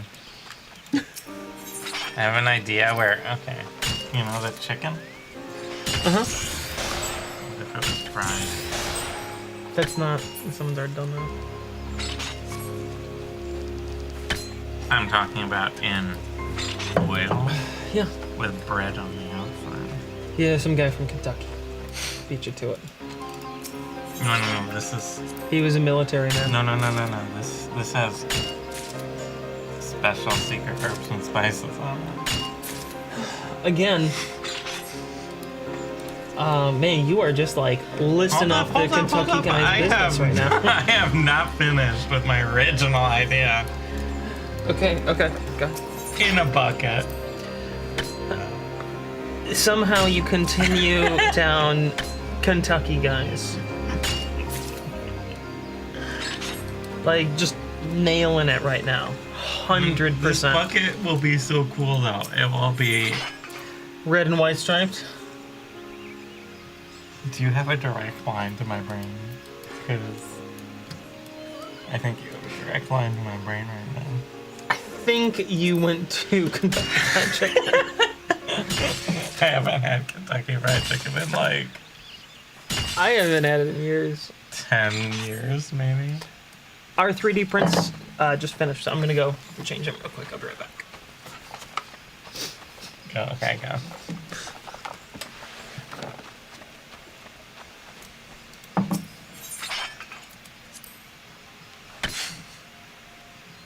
Apparently, it's not an original idea.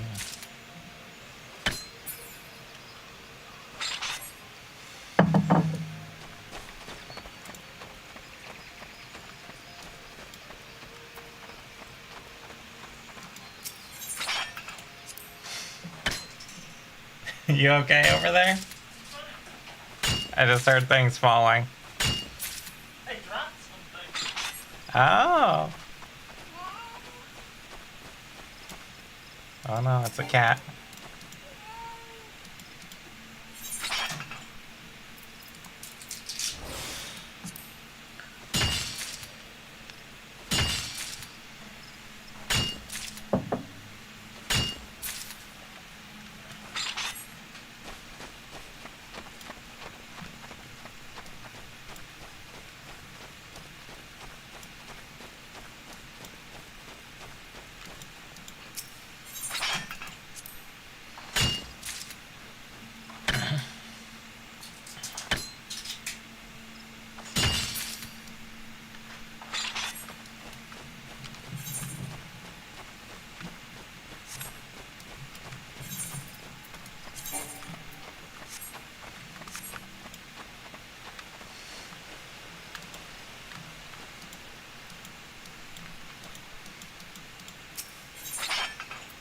Checking on the puppy. Why don't you bring her down? So, I've been thinking of some new original ideas that I'm gonna run by her when she gets back.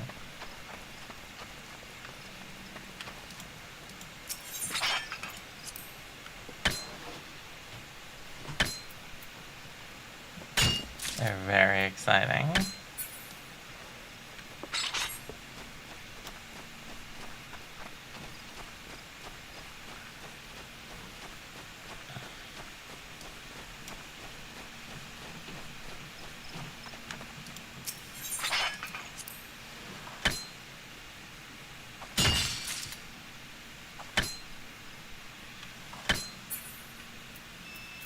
I'm just seeing if the cat was still here.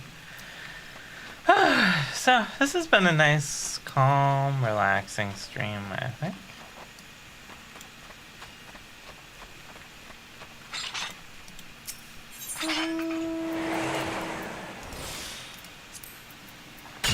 I've been getting a lot of silver ore, which is good.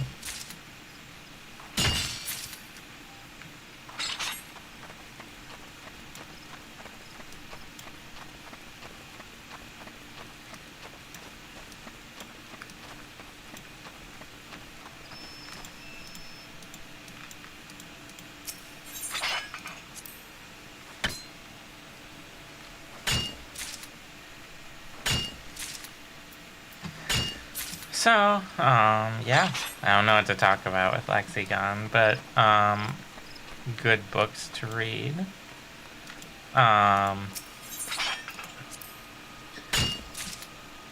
If you like older sci-fi, some really good books to read. It's the Pride of Chaucer series. I really enjoy that series. That's I think that's C.J. Shera. Let me double check that. No, that I've said it out loud, I'm a little worried that I said it wrong. Oh no, it is C.J. Sherry. I don't know if it's Shera, Sherry. It'sCherryh. But she is a great sci-fi author, and the Chaucer series is great. I really love the Kif, these 9-foot tall, double-mouthed rat creatures that, like, they're sort of space pirates and scavengers. They have like a mouth inside their mouth, and they can only eat like living flesh. They're really creepy. And she also wrote the Foreigner series, I want to say, which is a really great take on sort of what it might be like to interact with aliens that don't have the same sort of grounding and cultural grounding that humans share, and all the stuff that comes from it. The Chaucer series centers on a human as well, a human who's sort of gotten lost on a space mission and is picked up by a Chaucer captain. The Chaucer are these like cat people,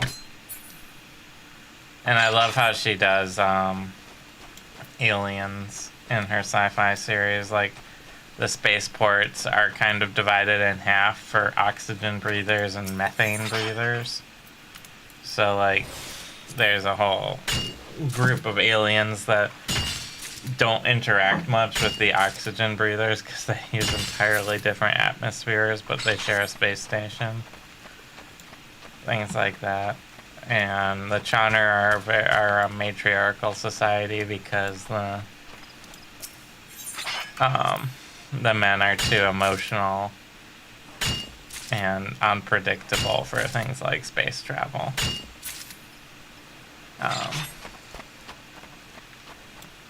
She's a writer from like the 70s and stuff.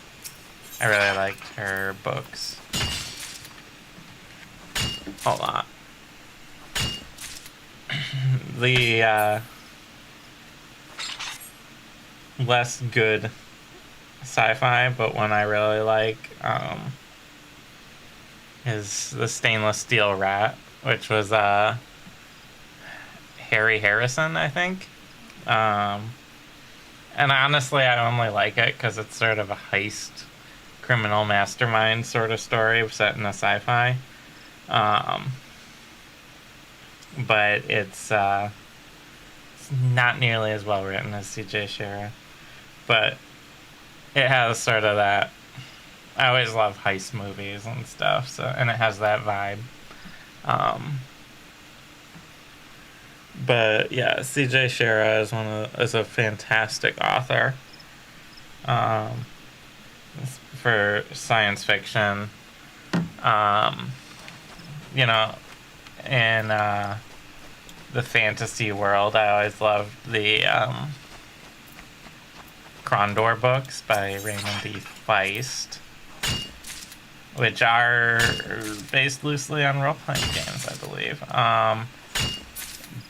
And I really liked pretty much all of there's a lot of Krondor series. And a couple video games, Betrayal at Krondor, Betrayal at Antara. Those were both pretty good role-playing games back in the day. but Krondor series, honestly, my favorite ones are the trilogy set in the boy, it's been way too long since I read these. There's another world that gets sort of like shunted through a portal into our world, into like the main Krondor world, and just they're really good. It's like Servant of the Empire, and it ends with Mistress of the Empire, but it follows like a very different world where there's almost no metal, things like that. And it sort of happens contemporaneously with the Rift War saga, or just after it, which was a series in the Krondor books. So, those are also very good books to check out if you're interested in more of a fantasy vibe.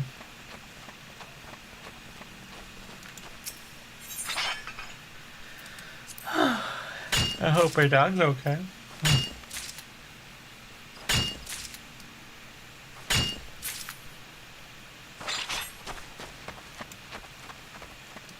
So, yeah. Those are some books that are good to check out. There's a number of them in the sci-fi territory that I really like. Some good short stories, things like that. You're back. Yes. Was everything good? Yeah, I just took the opportunity to use the bathroom. Oh. And our puppy is upstairs sleeping on our bed, so I didn't want to disturb her. She just went back to bed. Oh, yeah. She sleeps all the time. I was talking about other books. Oh. Which books were you talking about? The Chonner series. Oh, you love With those. C.J. Shera. Yes. And I was talking about the Krondor books. I think my favorite Krondor book set in the main Krondor universe is it Silverleaf? I have to check.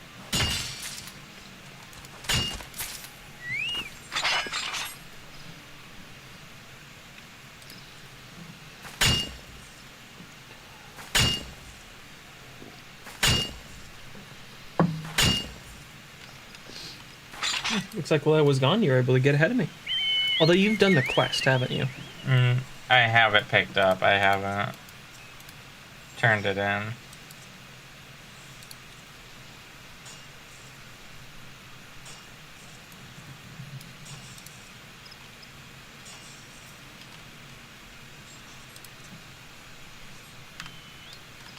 It's Daughter of the Empire, Servant of the Empire, Mistress of the Empire.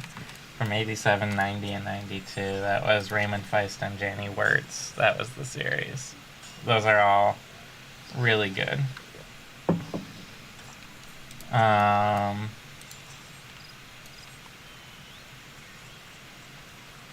trying to find the name of the book. It's been way too long. Darkness at Sethanon was good.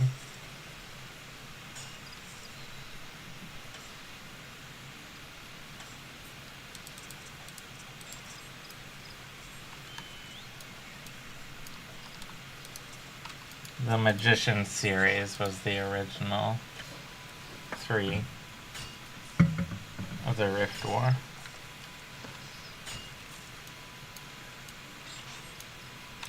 Silver Thorn. That was it. That was with Prince Athura. That one was good. Anyway, now that you're back, what do you want to talk about?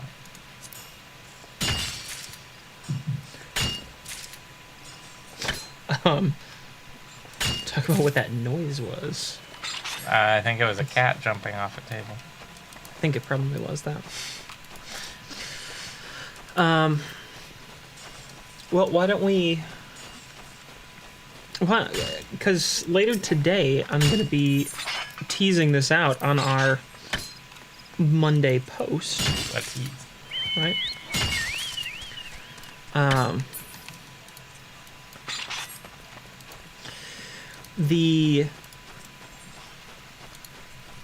The reason that we're taking this weekend off, aside from some of our cast members being on vacation, is that we wanted to do a one-shot. Oh, yeah.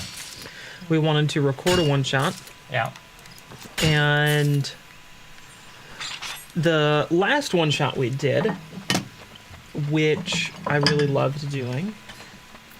The Haunt at Hawthorne Manor. It was a horror. For Halloween. Yep. I think that I did a pretty good job with that one. I thought it was fantastic. I was pretty darn happy with how that turned out.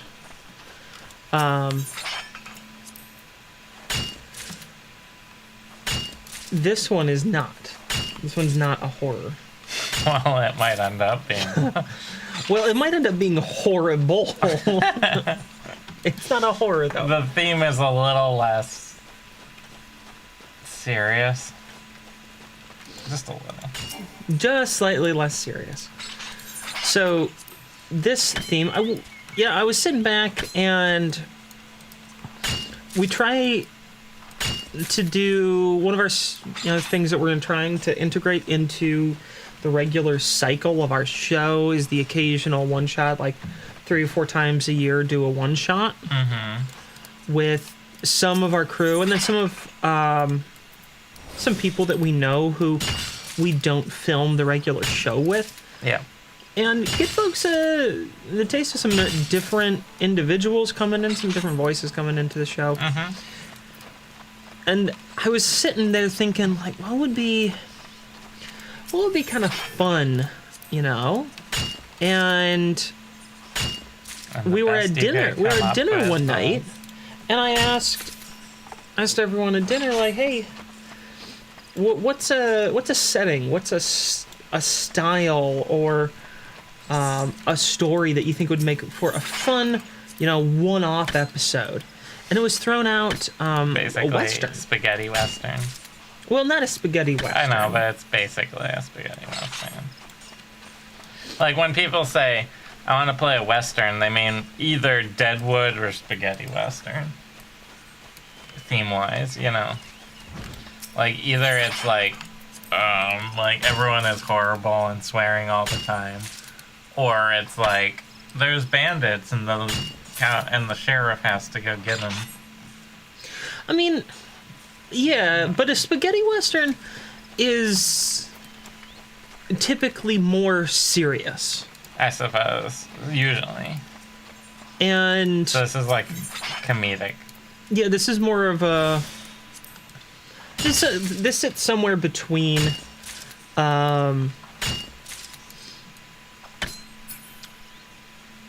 somewhere between a comedy Western and spaghetti Western. Somewhere between those two.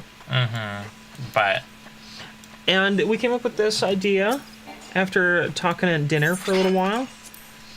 And the idea is that we would have everyone playing animals. So it's a Western, but animals. And it kind of a classic Western tale, but all animal themed. So you will be portraying Bullseye Betty. Yep. A jackalope. But we also have I will give one other character. I said part of the fun of this is the characters themselves. I don't want to give all of them away. Want to leave some for the reveal, but the other character that David Wong, who plays Nines, the Tabaxi Bard, on the regular show. He's gonna be portraying A mouse. a mouse. And if you're thinking to yourself, mouse. So why? Wait, are they? Yes, we are. Because everything in this show is, Western themed. So I draw a lot of inspiration from Western movies. And Fievel Goes West is a Western movie, and he is playing the character of the legally distinct Fievels. An S at the end. Yes, there's an S at Fievels. Do you have to say it like, what's that one guy? Five Bulls! Hey, the Foo Fighters! Oh. Oh, okay. Why am I blanking on his name right now? Yeah, he's the weird guy. Christopher Walken. Christopher Walken. I can do a really terrible Christopher Walken impression. Uh-huh. Which you're going to do in 5, 4. I'm not gonna do it. Oh. I'm not gonna 1, go. Flick that. Although my favorite story about Christopher Walken comes from Dave Grohl, lead singer for the Foo Fighters. The Foo Fighters are in New York. They're based out of New York. So when the New York late night shows, including Saturday Night Live, have a band cancel on them, or even just a regular guest, they'll often give the Foo Fighters a call, and Dave or one of the other band members will appear on the show, or they'll perform. So that's one of the reasons why you actually have seen the Foo Fighters on quite a bit over the years, because they're a local New York band. And they did SNL one time with Christopher Walken, and Christopher Walken was backstage, and of course the host of the show, which was him, has to introduce the band, the musical performer for the evening. And he came backstage and he asked them, so where does the emphasis go? Is it on the Foo or the Fighters? And Dave recounts this tale and says, without missing a beat, he instinctively went, it's on the Fighters. And he just knew what would happen with Christopher Walken. So when they were introduced, Christopher Walken says, ladies and gentlemen, the Foo Fighters. And it's just perfect. That's my favorite story about Christopher Walken. I like that. It's Christopher Walken. He's like a super well-trained dancer, right? I think so. Like he's really good at dancing, I'm pretty sure. Now I'm gonna look this up. Like there's like a whole music video where it's just him dancing, and he's got like crazy moves.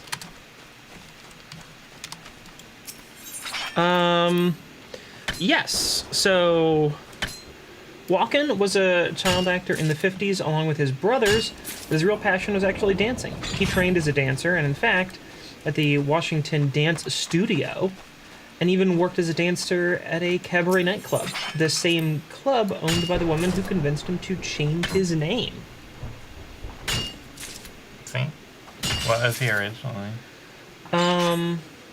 Nah, I didn't know he changed his name, so. Yeah, neither did I. Now I'm curious. This is the... Ronald Walken. Yeah, he was born Ronald Walken. Christopher Walken does sound better. Yeah.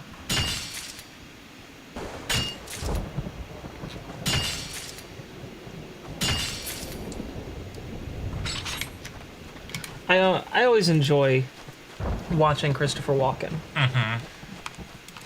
Yeah, well, He's one obviously of the more... we can't stream it, but you should look up that music video. Oh, I know the one you're talking about, yeah. But I didn't know if he was, like, trained as one, or, like, he just worked on the choreography for that one, you know? Yeah. Because even if you haven't been professionally trained as a dancer, you can still learn professional dance moves and choreography. Yeah.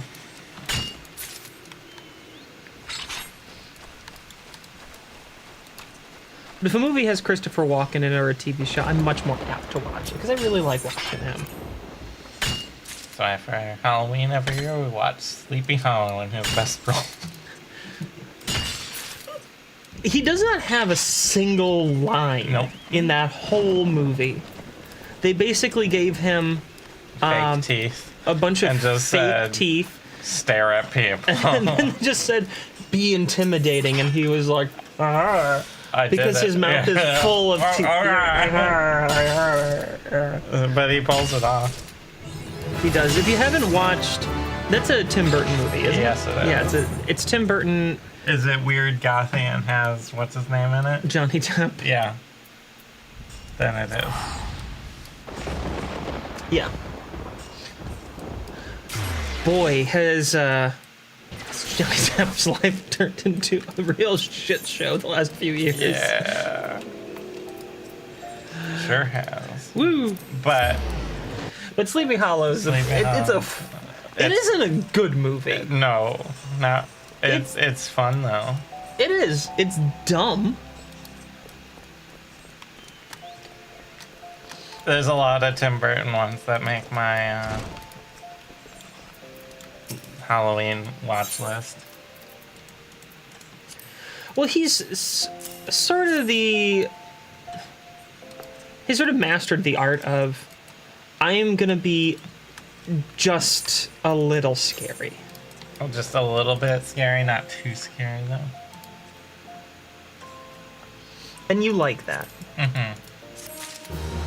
Or like a little scary. I'm trying to think if there's like an actual Oh Like- boy, is my outfit getting weird.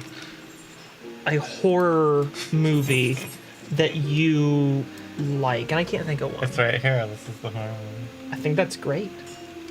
I think that's excellent. I love it. Ship it.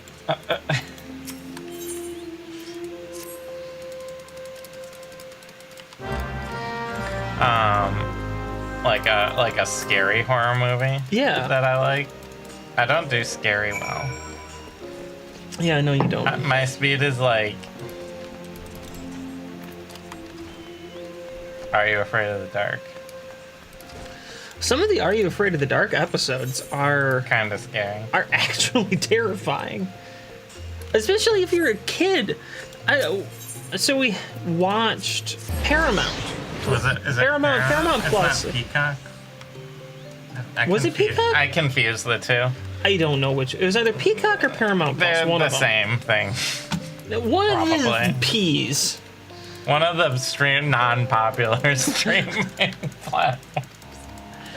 It might have been Peacock. I think it's I think it- Peacock. Or was it? No, I don't know. I don't even know which one was it. But either Peacock or Paramount Plus has Are You Afraid of the Dark, and we watched all of them. For last Halloween. And there are some real misses. There are, woo, there's some big old whiffs in there. They're just like, this was dumb and insane. But then there are some really good ones. And like some really terrifying ones. Like the reptilian boarding school. Reptilian Boarding School is like a kid. That was terrifying. That was good. Like people actually die in that one. Yeah. Or the like basement demon one. Where the kid's like, I'm gonna murder for bicycle. Yes. That one was pretty good.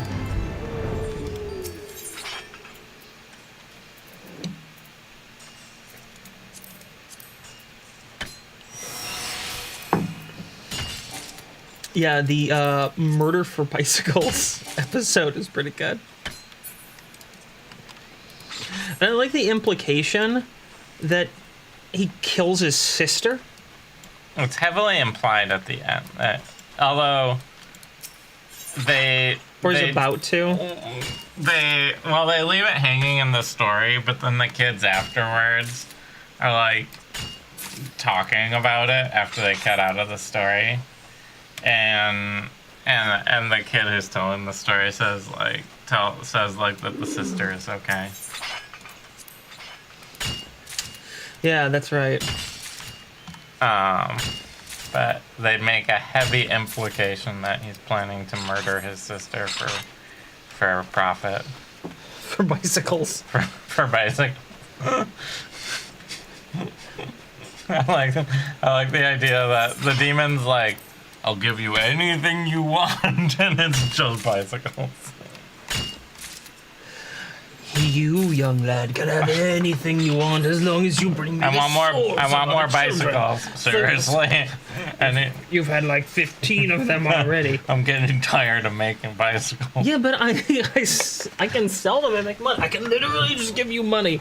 Yeah, but I can also like use a bicycle if I can't sell it. Like you could just buy a bicycle with money. Like, the deal's off, kid. This is too much. Oh, this is too weird for me.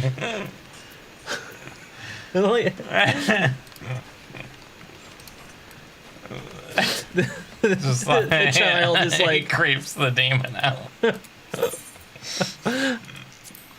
He's just like, I will hunt you forever, demon. I am a demon. You can't. I will hunt you. Oh, I'm so bored of this. I like the idea of a demon just getting bored with trying to possess someone. There's also like it wasn't too terribly scary, but there was that one episode with like the kid who's like actually like an old guy who like basically runs like an Airbnb before Airbnb was a thing. And he's well, like he runs a B&B. He's yeah. It's like it's just a B&B. That's true. But he's like sucking out all the like youth, and like he's like sucking the life out of all the guests to maintain his youth. Yes. And like the thing with that was like when you actually he had like graves for all the people he killed, like a lot with of like people. tallies. Like there was a lot of dead people.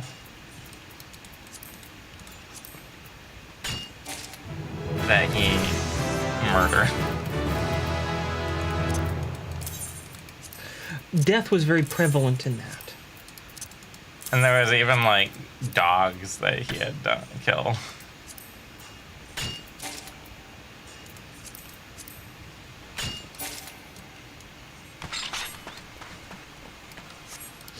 Oh yeah, he had killed dogs, hadn't he?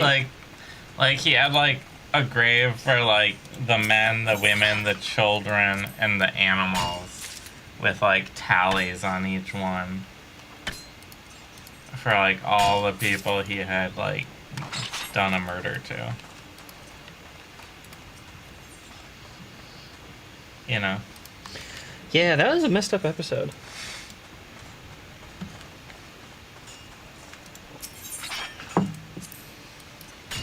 And it's like, we watched this as a kid. Yep. Speaking of other, like, trashy TV, if you want to watch some trashy TV, this is on Peacock. Oh, I know what you're talking about. Yeah. Dan Brown. Dan Brown's The Lost Symbol. Ooh, yeah. So, I'm a fan of trashy novels. I enjoy reading Dan Brown's books, which are not good. Good, but they're really good. Yeah, they're you just, know what I mean? like, Dan Brown's novels are like watching, reality shows. It's like watching Real Housewives. It's trashy, but it's so good. It's terrible, but oh, don't you love it? And Dan Brown's books are the Bachelor and the Bachelorette of novels. They are the Love Island of novels. I had actually seen the two main Tom Hanks movies. I know they made Inferno as well. But I had seen Angels and Demons and Da Vinci Code, the movies, before reading the books. You had read the books already. Yeah, I hadn't read Da Vinci Code before I saw the movie, but I did read it later. I watched those movies, and then I read the books, because you had them. And I gotta say, I was not prepared for the amount of sexual energy in those books. They really tone it down in the films. Not at all ready for how horny because Dan Brown in the the Robert Langdon character, it's a heavy self-insert. It's just like, I'm gonna put myself right here, and there's so much sexual energy, specifically around like Tweed, Harris Tweed. There's a lot of energy around Harris Tweed. I love that, like, this is, like, actually in one of the books where he's, like, having this, like, art historical thought process, thinking through things, and then just, like, there's, like, a hyphen, and then a full paragraph talking about, like, looking at a woman's butt in jeans, and then it goes back into the thought again afterwards. Like, there's just this break for, like, weird sexy sex energy. It ain't in good. In the middle of, it ain't like... good. In the middle of, like, storytelling. Yeah. And it was like, dude, calm down. Yeah. It's a bit much. It's a bit much. Yeah, it is, it's a lot.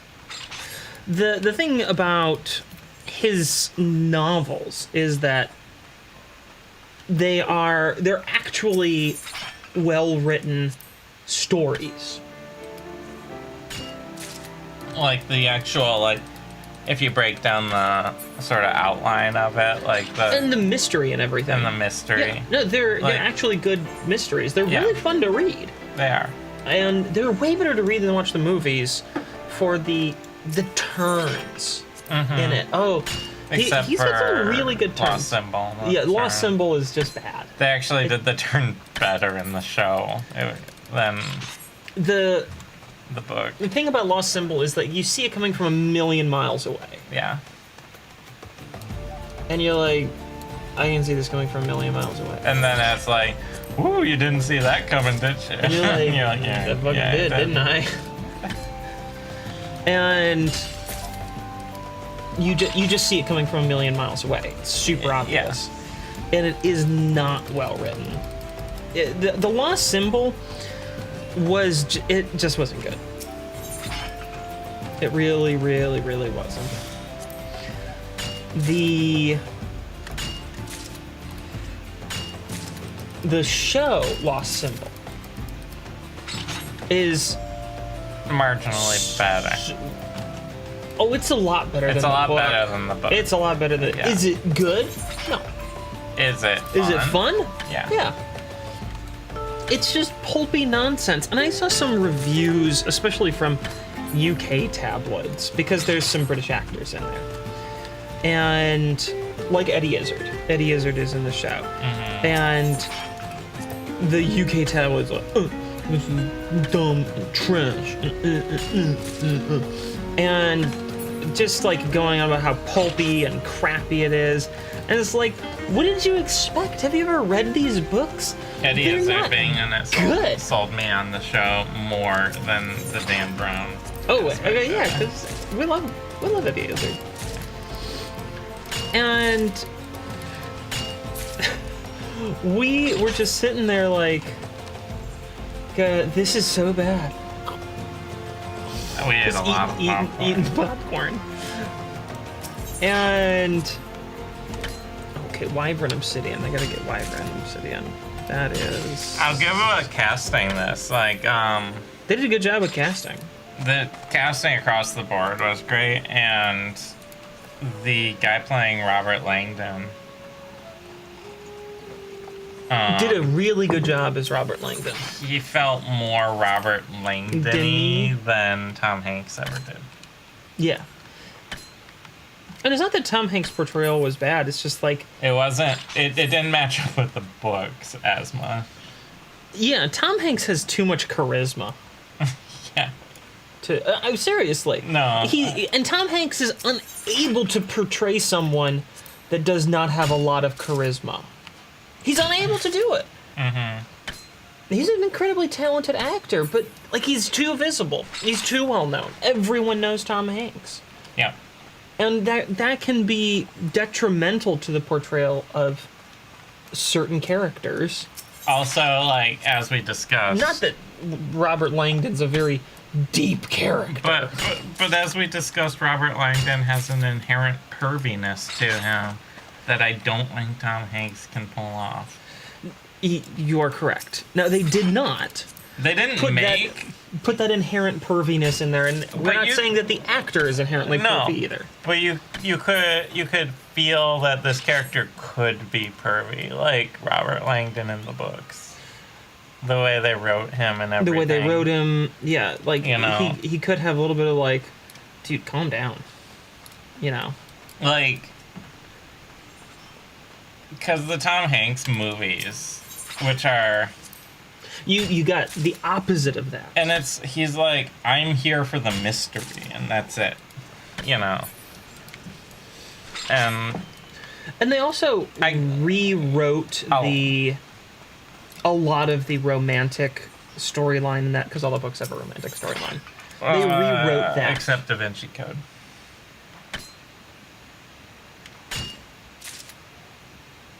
Yeah, that's true.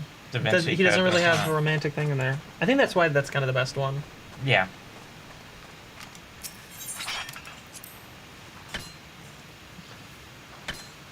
Like, I like how earlier when I was talking about Legends and Lattes, you're like, ooh, romantic subplot's always good. And now we're like, yeah, the one without the romantic subplot's a lot better.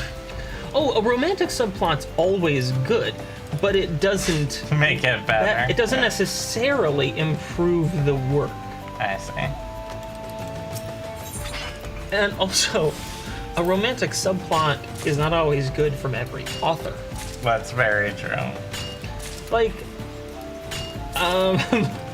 like Dan Brown, for example. Other authors that should never write romantic subplots. Dostoevsky. Dostoevsky should never write a romantic subplot. Bill O'Reilly is an author. Is he really? Wasn't that all ghostwritten? It is mostly entirely ghostwritten. Yeah. But, and they're like all on, I think they're all on like American historical political figures. Generally, like, yeah. I think they all are. I think he did one on like a Christian thing. But anyway, not worth talking about. I have never read any of them because you have common sense. I, one, don't need to give him money, and two, there's nothing truly insightful that he's going to be able to put in those books. Yeah. Over other things by better authors and researchers. Who aren't sexual abusers. Yeah, never give Bill O'Reilly money. That's just a good rule of thumb. If you're looking for a rule, just any rule to obey in life, you're like, I could use some rules. Don't give Bill O'Reilly money is a good one to start. And never idolize anyone unless they're already dead and that you know everything about them. Or us. Or us. You can idolize idolize us. The two of us. Yes. We'll never do anything wrong ever, right? Yeah. Hopefully. Hopefully. God, I hope so. Me too. Don't idolize anyone except us. I'm realizing that what I want... This is my third cup of coffee here. What I want is more coffee. What I definitely should have. I haven't had a third cup. That's not fair. You can get yourself a third cup. It's right there. Does it have coffee in it? It has a little bit left. I think it's like half a cup. I poured myself half a cup. Well, not even half a cup left. There's half a drop. Would you like me to go make some decaf? Because we should not have that much coffee. Would you like some decaf? Mm-hmm. Okay. Maybe caffeinated, too. With... You know, I could bring you a Zevia. No. I'm good on caffeine. I was making a joke. Okay. I am... Gonna leave again. Yeah, gonna go make Give me a topic to talk about. I had to come up with one while you were gone last time. Any topic. Any topic. Any topic that I can actually talk about.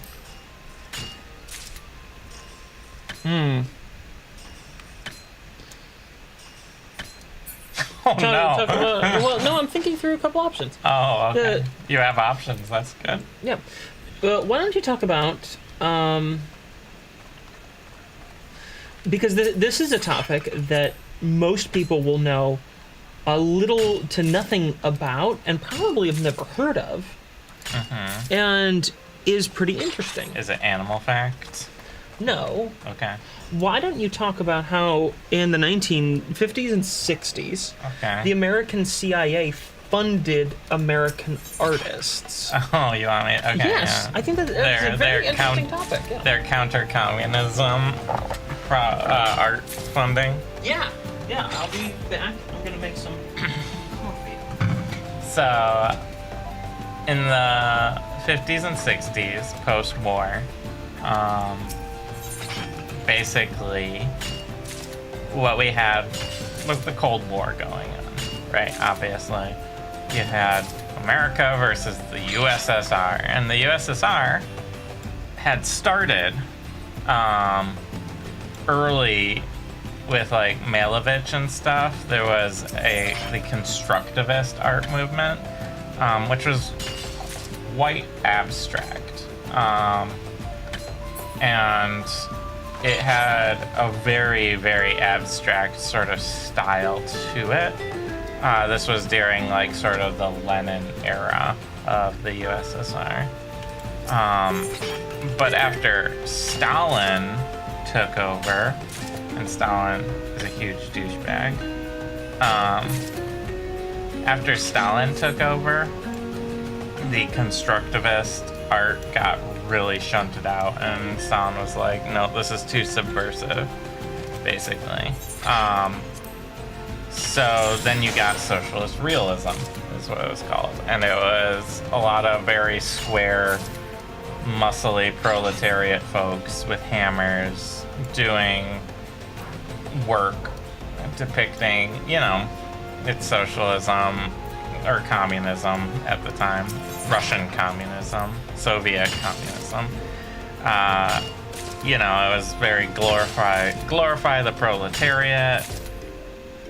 We're all working together as one, that sort of thing. And the CIA in America, obviously, the CIA was like, let's subvert this, right? We need to promote art that is the exact opposite, that's counter to this sort of Soviet socialist realism. So they took WPA artists, which was the big get out of the depression worker program, and a big part of that was art projects. Like, there was a lot of government murals and sculpture created out of this program. And they took artists that had been working for the government for some time through these sort of works projects, and had been making a lot of historical scenes, or like non-historical but in a historical style scenes. America's not great about how we depict our history. We cover up a lot of real shady shit. But they've been taking these sort of pseudo-historical scenes, doing them in a very realistic way. And the CIA and, oh god, what's the name of that museum? The one where they have the... Oh my god. Anyway, the CIA and some very well-to-do American, highly wealthy Americans who owned a series of museums worked together to create what we call abstract expressionism.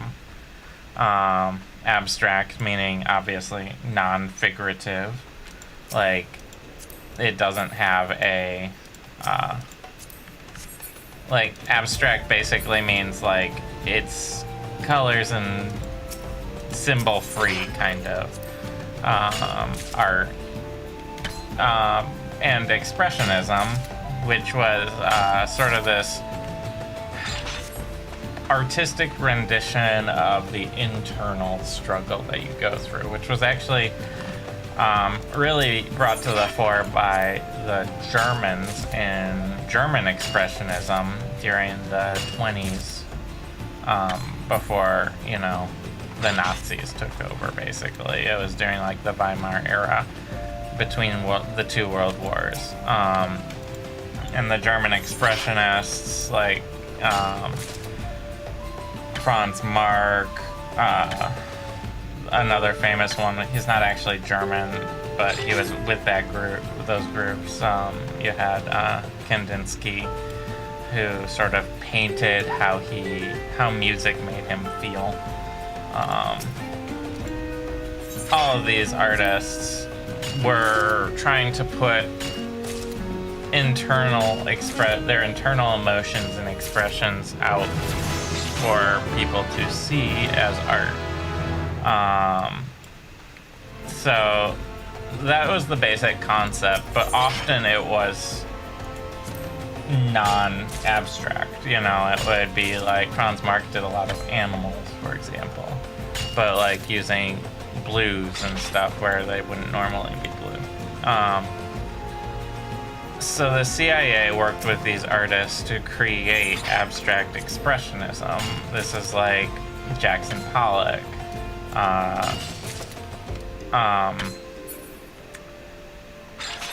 de Kooning,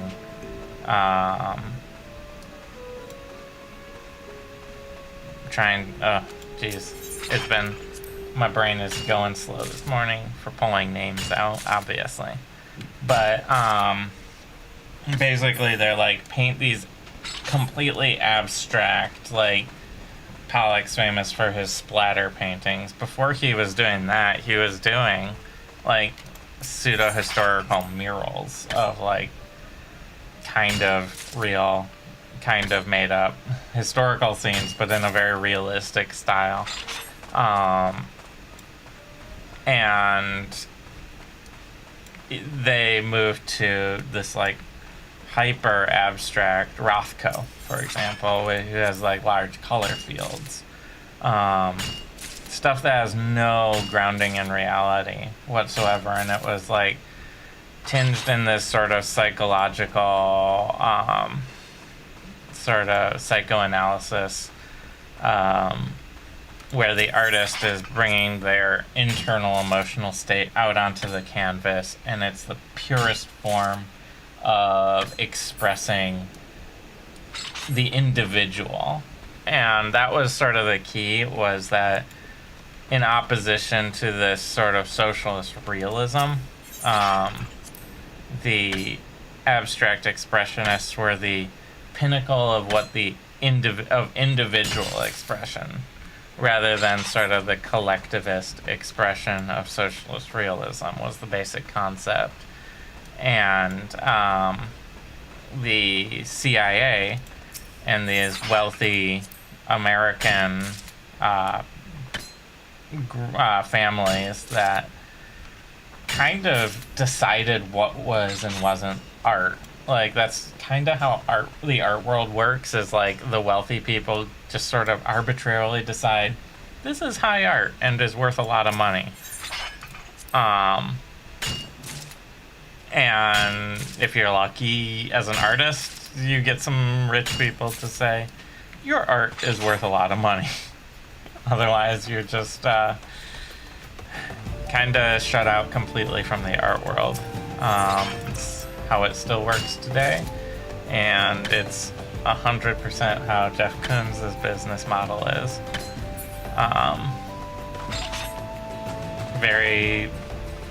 And I give Jeff Koons a lot of credit. He's very savvy and knew what he was doing.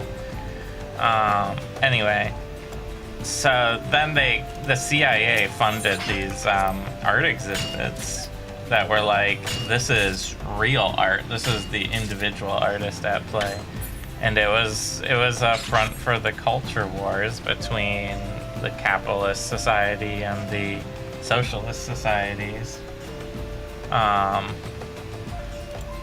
And yeah, so abstract expressionism was basically devised and created by the government to oppose the Soviet government. And it was sort of all tied in together with the wealthy elite of America collaborating with the government to decide what we would consider to be high art.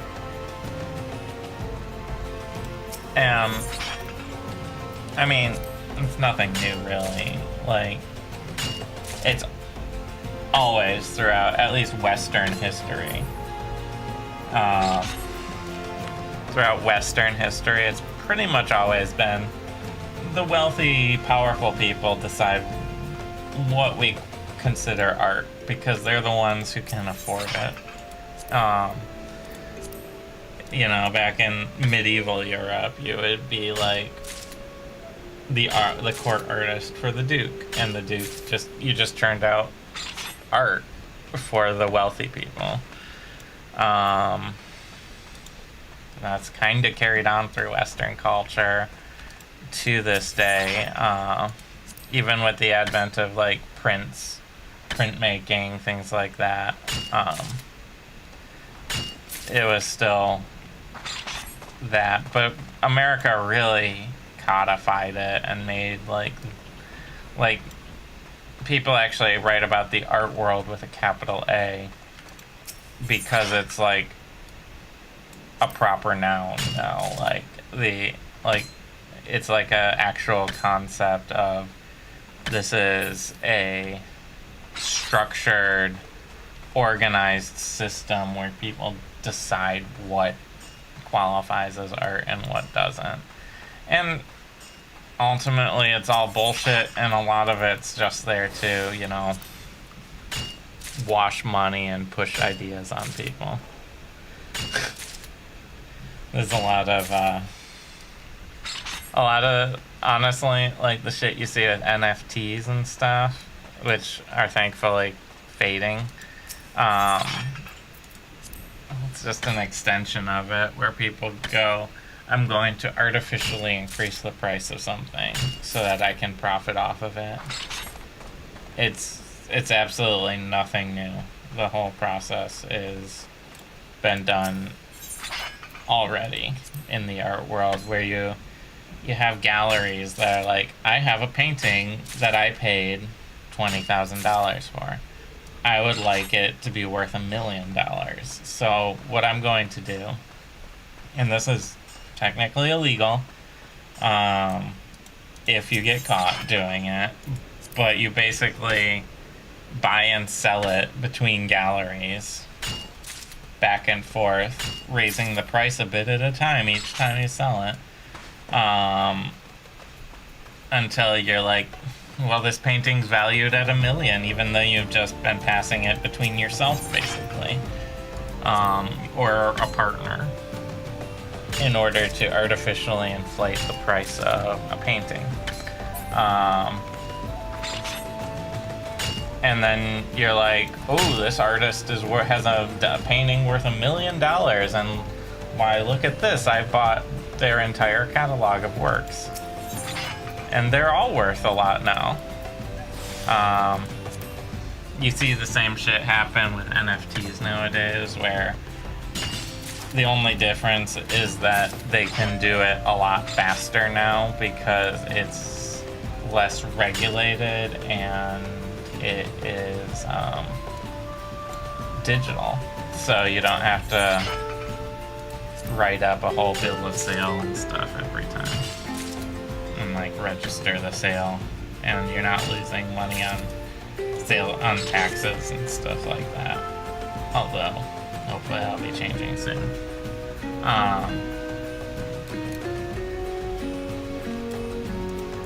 But yeah, so that is how abstract expressionism was created by the US government in order to compete against Soviet realism, socialist realism.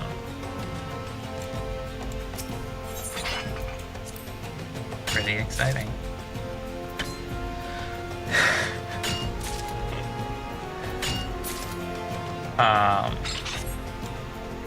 I actually personally really like the German Expressionist period. They had some really great stuff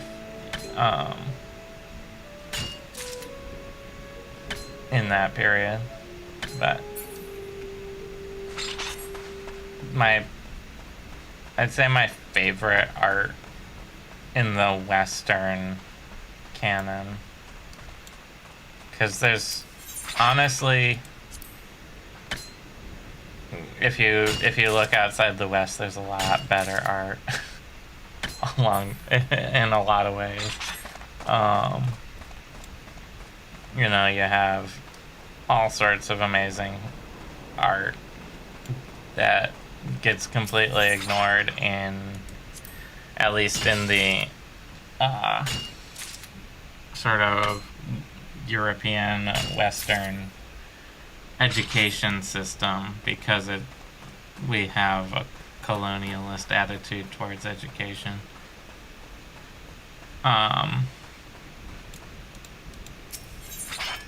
But if you're looking at like Western art, I really like medieval illuminated manuscripts, primarily because it's art that's functional. A lot of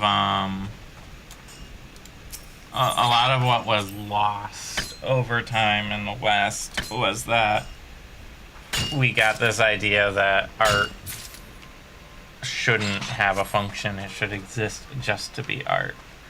Sort of became this drive and push, but that's not really how it works historically or in a lot of other places. And the function of a medieval manuscript is to impart some sort of knowledge, whether it be a book of hours where you're supposed to, at certain hours throughout the day, read prayers from it and it has a religious functionality to it, or a historical record, things like that. But then the illuminations that they put on them I think are absolutely gorgeous, with their use of materials and everything, where they have this, the super saturated lapis lazuli, and they actually have gold leaf pressed onto the paper. That's the illumination part. If I had to choose from a Western art, I'd say that is far and away my favorite. But yeah, so that's the story. I think Lexi's coming back now, so I can maybe start talking about something else soon. And we have a puppy. Sophie, come here.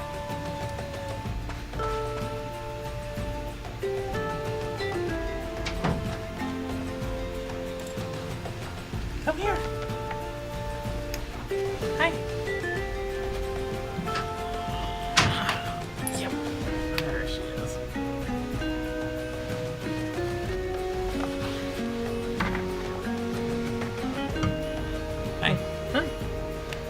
guessing she woke up. She did. She came downstairs and was bark, bark, bark, bark, bark. Whoa.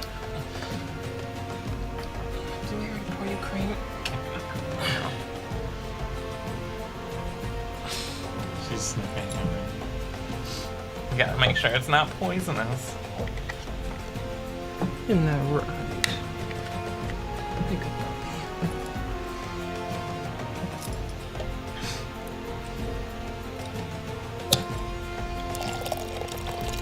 Did she start a little bit of pop? No. There you go. You can relax down there. We have a little bed for you. It's alright. Coffee. Decaf. Huh? Decaf coffee. Or as my grandparents say, unleaded. I call it night coffee. Yeah, we call it night coffee because it's coffee you can safely have at night. Yep.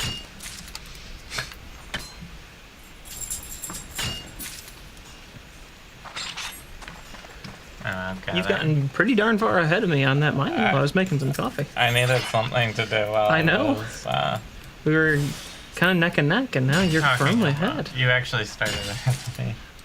Did I? I thought we were pretty close. Mm-mm. You were like 2 or 3 levels ahead of me originally. I talked a lot about art. Yeah? Yep. Which is why no one's talking anymore because it was boring. Right, Sophie?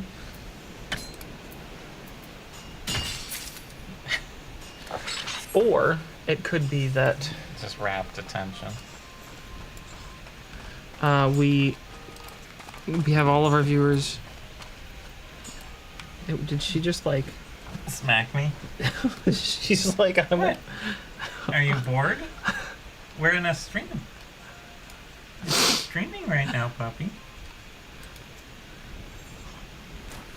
She's like, yeah, I know. I don't like it.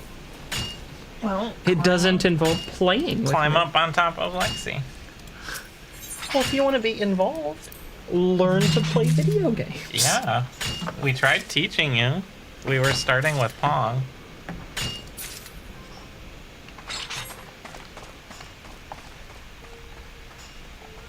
You got pretty good at the SNES Mario Kart. And then you stopped playing. And then you're like, I have achieved greatness in video games. There is nothing more I need do. That's how that went. Uh-huh. That was the story of our dog. Apparently. Yes, it was.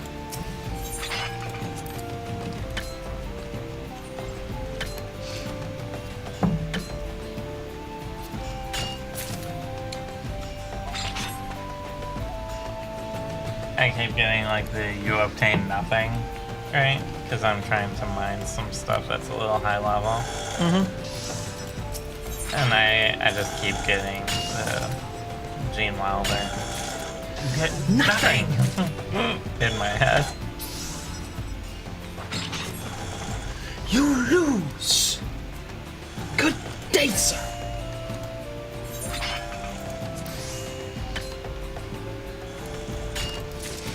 Is there a song more broadly hated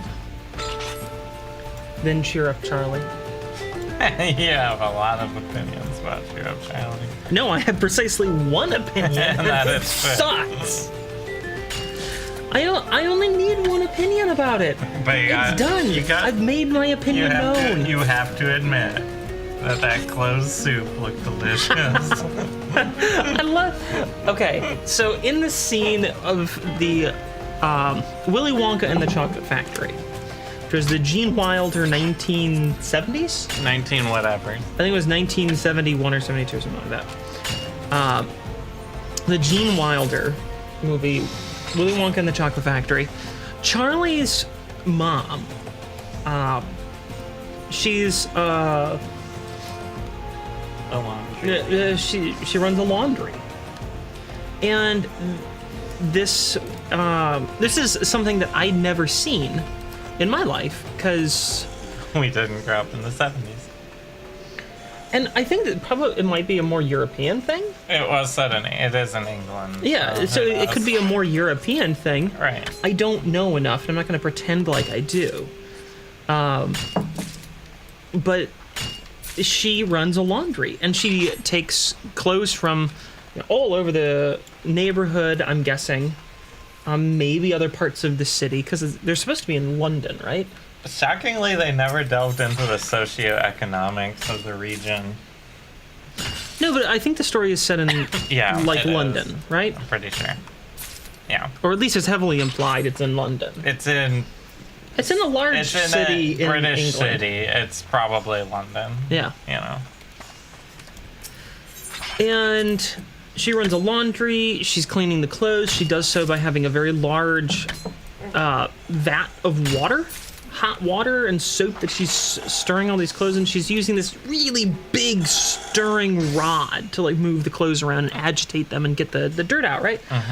And they show this in the film, and to my young mind, I'd never seen laundry done that way. I'd only seen it done with a, washing machine and mostly a clothesline. We had a dryer, but most of it was done with clothesline to save a little bit of money. And I looked at that and was like, she's making clothes soup. I did too. Because it's the only, it looked like this very large vat, and she had this giant spoon-looking thing, and it was clothes soup. It's like, why is she's making soup with, clothes? Why are they hungry all the time if she has so much clothes soup? That is what I had in my head. And years later, because this isn't something you talk about as a child. And of course, child logic leads you to weird places because you take all the available evidence and base it against your limited experience. Yeah. And because you have very limited experience as a child, you often come out with incorrect conclusions, but drawn from places in a process that makes sense. Yeah. And that's what happened here. We both came to the conclusion, well, she's making clothes soup. Yep. And it turned out to be true. And it was. It was clothes soup. I like, now that we brought up, was he in London? Was it set in London? I kind of like the idea that, Would you like to go upstairs, sweetheart? Are you bored? She's bored already. She's bored. I kind of like the idea that Willy Wonka wasn't working in London, but was rather in a different British city. And that British city would be Birmingham, which in the 70s especially was basically just coal.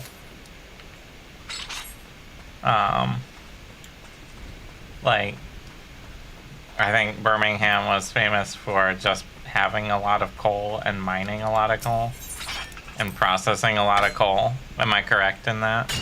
Birmingham processing. I don't know about processing coal, but it was manufacturing. It's just this kind of manufacturing town. It's sort of like the Gary, Indiana of England. I don't know how true that is, strictly speaking. But I like the idea that, maybe Willy Wonka... Willy Wonka is a problematic character in a lot of ways. The whole slave labor thing, again. Yeah, he literally uses slave labor. This is not someone you should idolize. And, unlike us.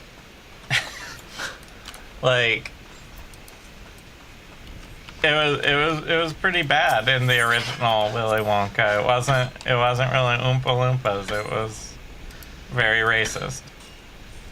No. The Oompa Loompas were real racist. It's a book that I grew up reading. It is not a book that I will share with my children, should I have any. But I like the idea that an asshole like Willy Wonka would. He also basically murders children. Yeah, For he fun and murders profit. children for But like, I feel like he would just go with wherever was cheapest. You know, like he wouldn't move. He wouldn't have a big factory in London. That would be pricey. He would definitely go to some like weird industrial city where like there was nothing like going on except like industrial factories, you know.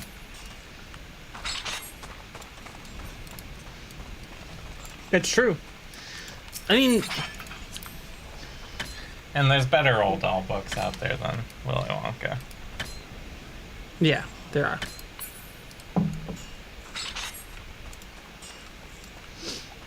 That was not his best work.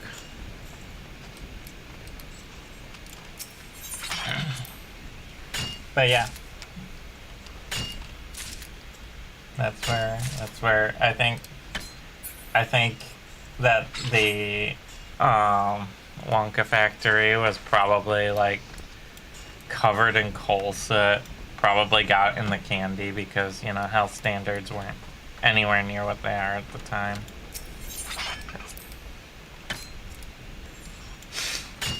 It's a very bleak take on Willy Wonka. I mean, Willy Wonka's just a bleak character. Yeah. Like, But no one should like Wonka. Nobody. honestly, for kids' books, the Roald Dahl books are kind of bleak in general. Well, he's a very bleak author. Yeah.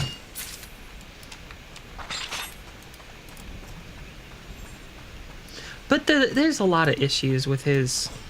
Mm-hmm.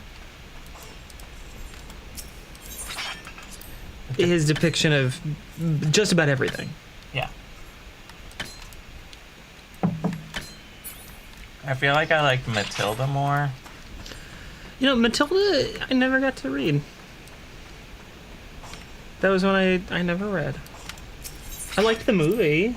I don't know how true the movie is to the book. I don't really remember either well enough, honestly.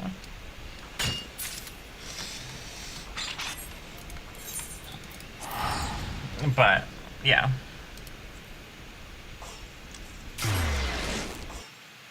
As a kid, I was actually really into,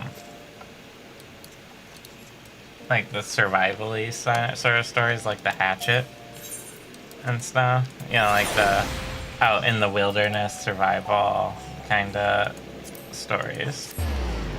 Yeah, you really, really liked those. Hatchet was pretty darn good.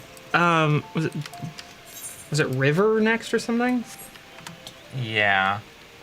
Because there is a sequel to Hatchet. And I read, I think it's like The River. Man, and I read all of the Boxcar Children, which were their own pile of I mean, nonsense. they got their own thing going on. Let's...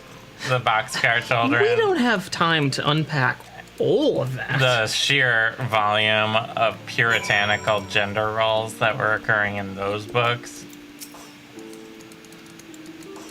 But I like the kids surviving on their own and like making do, you know. That was sort of what I was there for. You know, because we grew up in a really hyper-Christian area, the Boxcar Children were shocking, popular. And the Boxcar Children bred. And if you didn't grow up Man, in like I made you make me that. in like a hyper-Christian-y area, you might not have really like the Boxcar Children might not have been much of a thing for you. And you're probably better for it. Yeah. Yeah, you're probably a lot better off. So the kids in the book make bread. And they Because made they need something to eat, and like that's about all they know how to make is bread. Although there was a whole cookbook, Yes. kind of designed for kids. To Very do simple with recipes. Simple recipes. And we do both rather fondly remember the Boxcar Children bread. Mm-hmm. But after making it, it truly wasn't as good as I remember it. The smell, though, that like there's a lot of memory attached to smell. Oh, absolutely, yes. And like the smell of it, like I would make it just for that because it like sends me right back to as a kid. Yeah, the smell was just as I remember it. The bread itself was fine, but not great. But it wasn't great bread. It was like, that's not good. Yeah, but the smell was exactly how I remember it.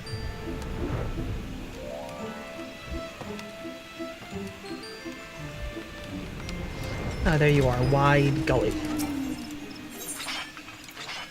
Here I gathered 10 times the amount that you asked for. I hope that's enough. Set the pieces on the table and criticize them. And me. Yes.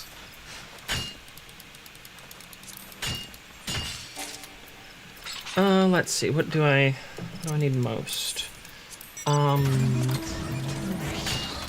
see. Okay.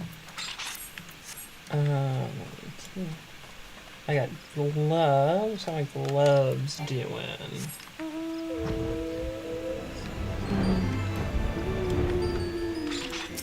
Boots. My boots are 19. I think my legs are the worst. So I'm gonna correct them. I think your legs are fine. I'm just talking about my gear. My legs are the worst. It did sound so funny. My legs were the lowest Part of your body.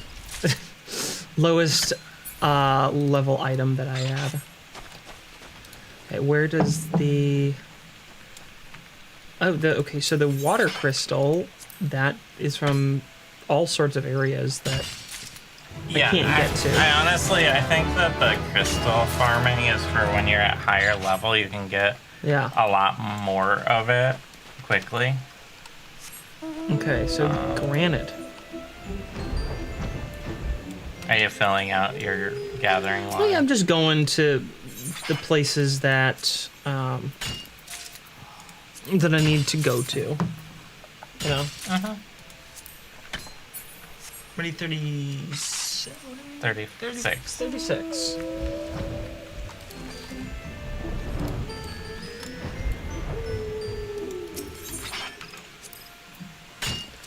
I like flying on a chocobo. It makes no sense.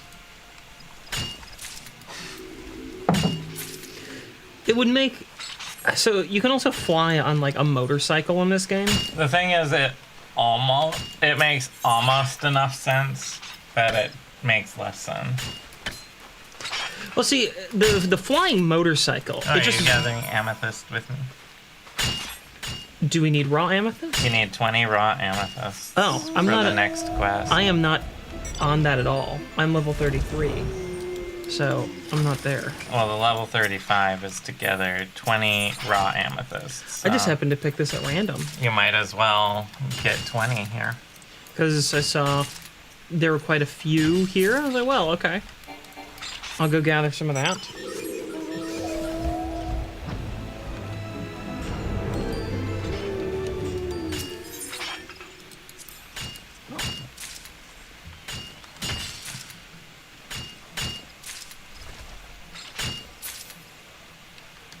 Oh, we put them on. They've been staring at my character. Well, I have been getting up and doing things. I might pop away to use the bathroom in the near future. Yeah, I used the bathroom a little while ago. So, I'm alright. I think I picked the one the order I wanted to go in. You need 15 raw amethysts? 20. 20 raw amethysts, okay. So I'll mine 200. As a normal response to being told you need 20 or something. I have such, like, I don't know what to call it. Like, role-playing game syndrome or something. Yeah, action RPG syndrome, where you're given a limited item, and you're just like, now these are very powerful, so use them wisely. Got it. Never use it. They're absolutely not limited at all. You can gather as much raw amethyst as you want. But if I know I need some, I'm like, I need a lot more than that.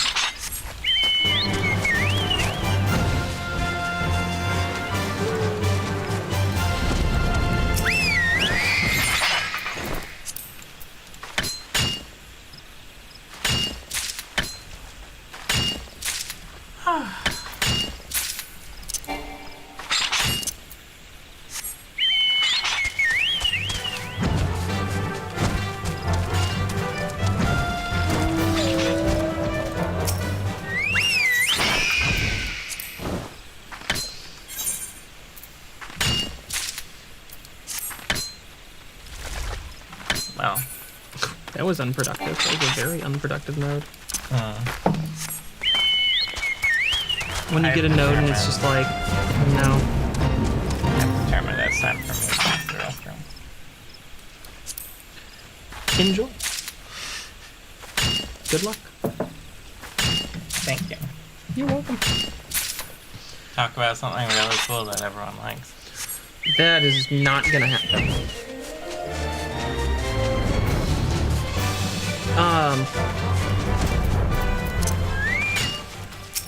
Why don't we talk about, since I have you to myself right now, don't have to share, I can talk about whatever I want. Let's talk about the absolute travesty of car design that is the Pontiac Aztek. It's one of the most hideous cars in the entire world, made famous by Walter White in Breaking Bad. If you watch this for a little while, I'm a car girl. I like cars. I know a fair bit about them. I'm not an engineer. I'm not an expert in, like, engine timing and how to set your camber for racing and stuff like that. Like, I'm not an expert in that, and I would never pretend to be. But I do know that the Pontiac Aztek is one of the most hideous cars ever made, and I have had the misfortune of actually having driven one. Not only is it ugly, and I'm going to bring up a picture here.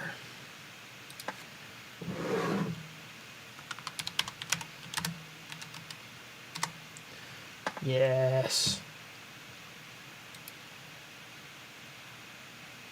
Just look at that.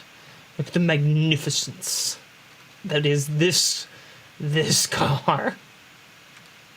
It's hideous. It's an absolutely hideous car. It was like a box, and these are the press photos. These are the things. Oh, someone rebadged that to look like a Cadillac. So these are the photos of the Pontiac Aztek that Pontiac took and put them out as promotional material. This is where they're like, it's the best looking car that we've made. We're going to take the best pictures of it. We love this. And they put that out into the world. And it is tragic. It's a tragic car. It didn't run well. It wasn't well designed. It wasn't comfortable. I've driven one. So we had a Pontiac Aztek as a learner's car for driver's ed. Yeah. And our driver's ed course was over a few days. And it involved, the usual things like just learning how to turn and reverse and parallel park and all that stuff. But you got into a different car each day. And sometimes just by random chance you'd wind up in the same car, but you were in usually different cars. And one of the cars that we had was a Pontiac Aztek, and it was terrible. Oh, the blind spots. So look at this thing. It has this bar right here that just stops you from seeing out the back. You just can't see out the back with that. So there's this line in your rearview mirror. This is like you can't see anything there. And it's not a small line. It takes up a significant amount of your rearview mirror. The posts, which are, the support posts on the sides of your car that create the cabin that you're in, they were large. The vision was terrible on that. You had blind spots everywhere, and they were large. It was the worst. It was the worst car I've ever driven. I've driven a PT Cruiser quite a bit, actually. It was terrible. They had a turning radius that was roughly the size of a baseball stadium. Could not turn. The weirdest part is that the windows for the rear windows, they're power windows, but you would think, like most vehicles, you would put the window controls next to the window. Well, Chrysler had a look at that and said, well, that makes a bit too much sense, doesn't it? And decided, now we're not going to do that. We're not going to put the window controls next to the window. No. We will put the window controls on the floor in the center. So about 4 inches from the actual floor on the center console, on the back side of it, where you have your passengers in the rear, that's where you controlled your windows. And it was very easy to put the windows down if you just moved your feet or back up.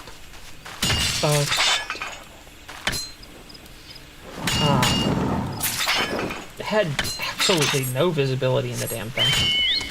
The rear view window was teeny. Couldn't see much of anything out of it. The support posts, the beams were massive, so you had terrible visibility. Turning radius, like I said, that was the size of a stadium. It's all bad. It was just all bad. In all of the years of car design, from like the 1930s is when you first see a lot of car manufacturers appear and spring up, and there's a lot of different people making cars, and honestly a lot of the cars are the same. They're just the same kind of cars. There's not a lot of variation in the design of cars in the 1930s. The 1940s don't get much better, and the 1940s were largely interrupted, of course, by World War II, so there's not a whole lot of models to look at from the 1940s. And the few that do exist are limited in their production and still mostly built on 1930s models. And they only made a very few cars, at least in America, during the war, even less overseas. Because all the car manufacturers became like tank and airplane manufacturers. Ford famously was producing a lot of airplanes. And Ford actually had experience producing airplanes. There were Ford-made airplanes in the first half of the 20th century that were pretty common. So you don't have a lot to look at in the 30s and 40s as car manufacturers were slowly proliferated. But then in the 1950s, there's an explosion of car manufacturers. because all of the people that were making weapons for war, well, now had to do something. They had to do something with all these factories that had been built up. And with all those factories, they said, let's just keep manufacturing things. We are gonna manufacture cars, was mostly what the answer was. So you saw a lot more variation in design, a lot more interest. And you saw a lot of rocket influence. They had little tails coming off of it. Little rocket things influencing design everywhere during the 1950s. And some into the 60s. You saw a ton of design variation in the 1950s and 60s. I talked about this the other day on the Destiny 2 stream last week. And if you're interested in Destiny, you can play Destiny 2, which is the other game that we play on Wednesdays. They have Sparrow in the game right now that you can purchase for Bright Dust that is modeled after a car. And I will show you the car it is modeled after.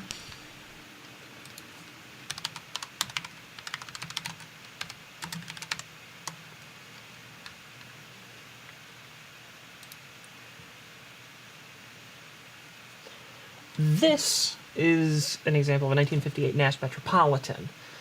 And they are these adorable little cars that came in these two-tone colors. And they also had, you know, monotone. Here's an example of a monotone version.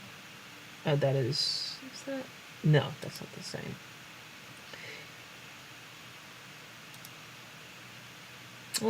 Yes, this is a better example. This is a different year. But the Metropolitan was this adorable little compact car. And they're very popular. You can go to auto shows just about anywhere, and there's usually Metropolitan that shows up. They are just adorable. They don't have a good turning radius. They have these enclosed wheel arches, very common in the time, in the late 50s to 60s. And as a consequence of those like closed-in wheel arches, turning radius wasn't good. You could also occasionally get things stuck in here. It was easy to get things stuck in these enclosed wheel arches. That's why you don't see them today on cars. But you can see how people really love to maintain them. And there's a Sparrow that they have designed in Destiny 2 based off of the Metropolitan. And if you go into the Destiny store, you can buy it right now for Bright Dust. And it's not my personal favorite as far as scooters go. That's what we call Sparrows. We call them scooters. It's not my personal favorite. There's others that I like. But I really do appreciate the energy they put into it. I'm still thinking I might buy it. You have, if you are interested in picking that up, you have until the end of today, which I think is like 2 or 4 a.m. Eastern. Something like that. To pick it up in the store. For Bright Dust. You can always, I'm sure, buy it for silver, but never buy anything for silver. That's my advice. If you happen to have some Bright Dust, great, go ahead, but don't buy silver. Silver is their in-game currency, so you can hand them more money. And they have brought that, when I saw that design, I saw they called it like Metropolitan on there. I was like, okay, I know what I'm for. It was just nice to see this little almost Easter eggy influence within a modern game that someone over at Bungie's development and design branches were like, hey, there's a car, and I want to put that car in the game. And a whole bunch of people went, yeah, sure, that I want to design it. And that's what came out of it. The coolest car from that period is actually a Marlin. And I'm gonna go pull that up here. I'm gonna switch screens while I get it up.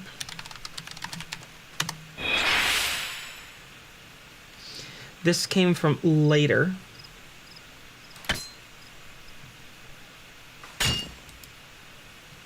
This is 66 Rambler Marlin. It's got this really cool swept back with, it's like fins over here. I don't see any interior. And the interior, yeah. Is this? You can't really see it, but it has a little marlin right there, and all over the place there are little marlin features that have, you know, like a marlin fish. Oh, they're fantastic. They are very rare because they were made by Rambler and then later AMC. After AMC, American Motor Company, bought Rambler out, and none of those companies ever did well. About cars. I am talking about cars. None of those companies ever did well financially. Alright, well, And as such, finding a Rambler or AMC Marlin is very rare. They weren't popular cars. They weren't well loved. And they're hard to find these days. When you leave, I talk about cars. is that what happened? Yeah, pretty much.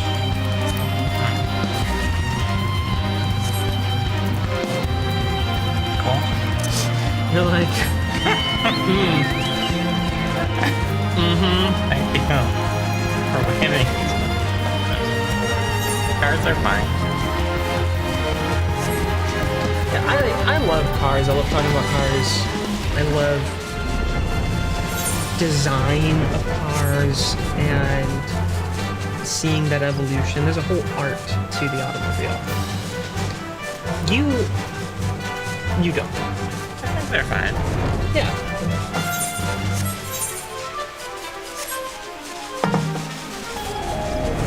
It's not what drives you. No, I Pun drive intended. them. You don't have a super strong interest in those things. No, I'd say my interest is minimal.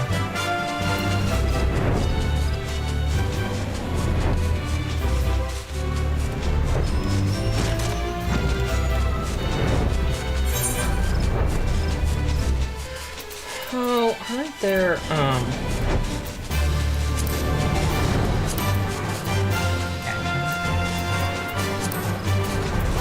what's the one to, like, find out where's Rocky outcropping? Prospect? Is it Prospect?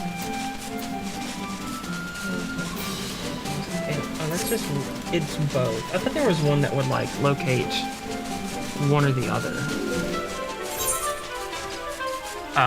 No, it locates both.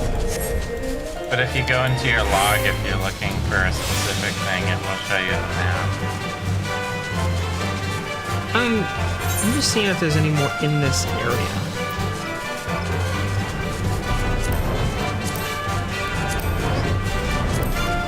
I guess I'll just, like, click through here. Not that it's showing up, so I'll just head out here.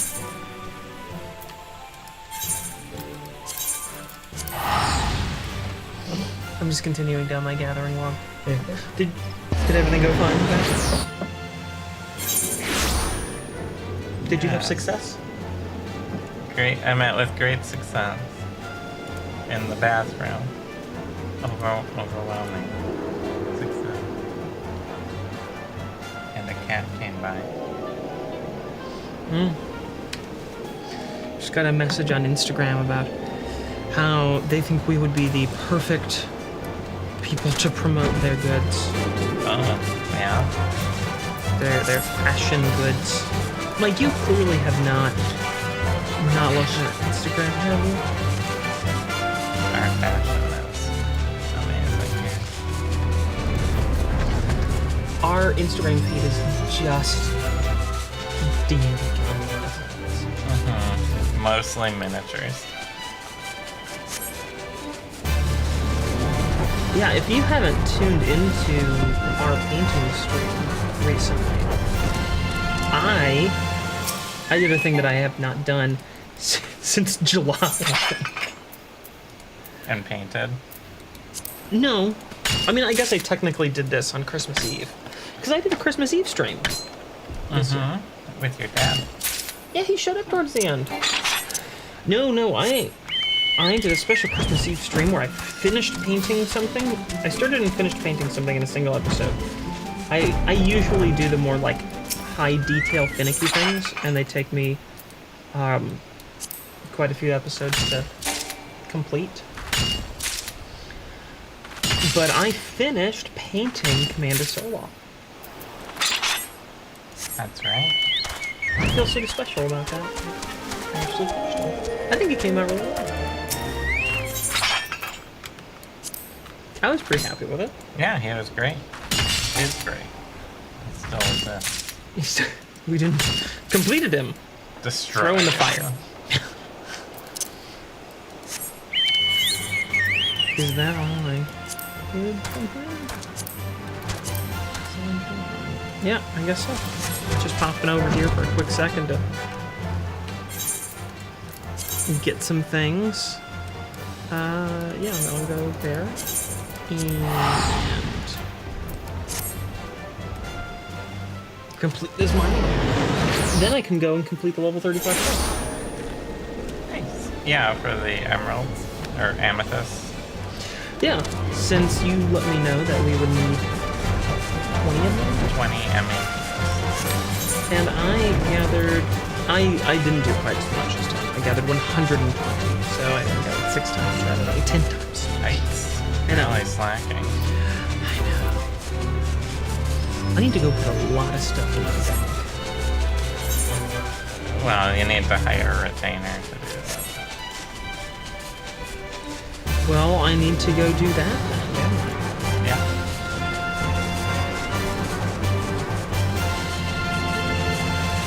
You need to design your retainer, don't you?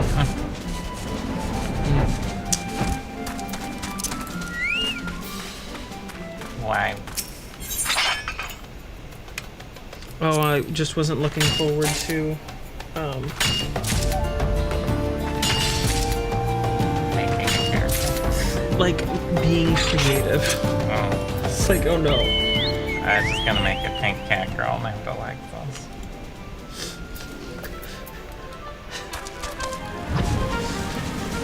Wait. What? Well, I found mithril ore, and I know you need a whole lot of that. Yeah, Mithral's used in an episode. Oh no, I'm out of inventory space. Wait, why can't I gather more of that? Because you can't gather anything unless you have one additional empty space. Just give her some of your dye. Up at the top. Yeah, I can just... It's just purple dye. Yeah, the vendors sell that. Yeah.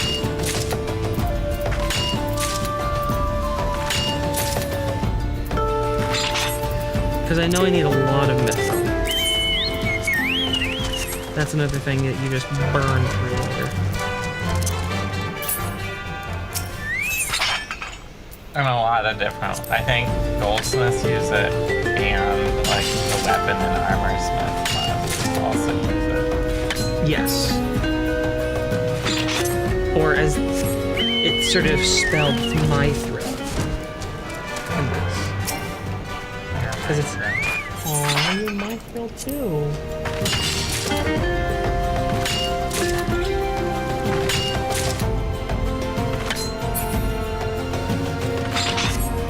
We have a cat.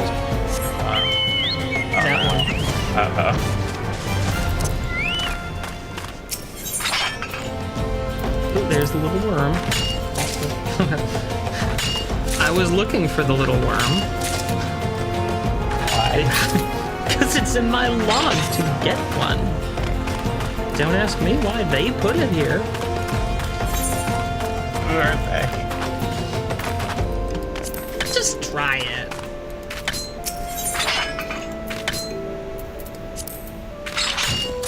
I know, it's a fishing bait. The worm is a fishing bait. For fishing.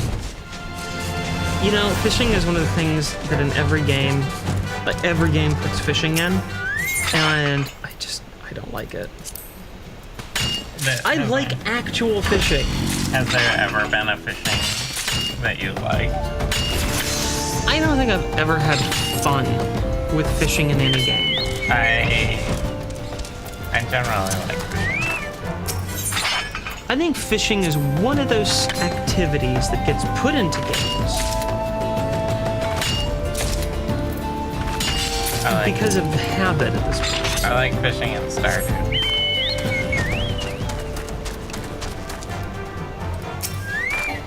I don't. And this is not me, like, clapping on anyone who has designed a fishing experience, a fishing minigame, whatever it is. I'm not crying on it. I don't care for it. It's not for you. Nope. If I want to fish, I just want to go actual fishing. I mean, that's fair. You know? And can I describe to you, like, what's the difference between the, like, running around mining stuff and running around fishing stuff? Like, what, practically, there's no difference. I mean, practically, the difference really is mining, you click go, and then you're done. Fishing, you click go, and then you have to wait and respond quickly. Yeah, I mean, I think that's probably what bothers me with a gathering thing. I just want to gather. Would you like it more if fishing was just like I click a button and then eventually I pull in a fish? Probably, yeah. I think I probably would. I mean, you nailed it on the head there. Because often, almost always, there's at least a second step up the bobs, or like there's a little exclamation point or something to trigger that a fish is on your line. And then you have to push another button or do a mini game of some sort, or, you know, there's some sort of response action. It's more active. See, I think you hit the nail on the head with that. I don't like it because You like the passive experience. If I'm out here gathering, I'm doing it because you want to shut your brain off, watch something on TV, chat about something. I'm doing this to just, like, have a good time. Like, before we streamed today. Before we streamed? Oh, who said do a flip on that? I'm not sure what that was. Who said that? Is it talking about my bird? It might have been on the music now. Probably, yeah, do a flip on your bird. Okay. We're doing a flip and... okay, we did a flip, yeah. That was a good flip. It's a good flip. It's very good.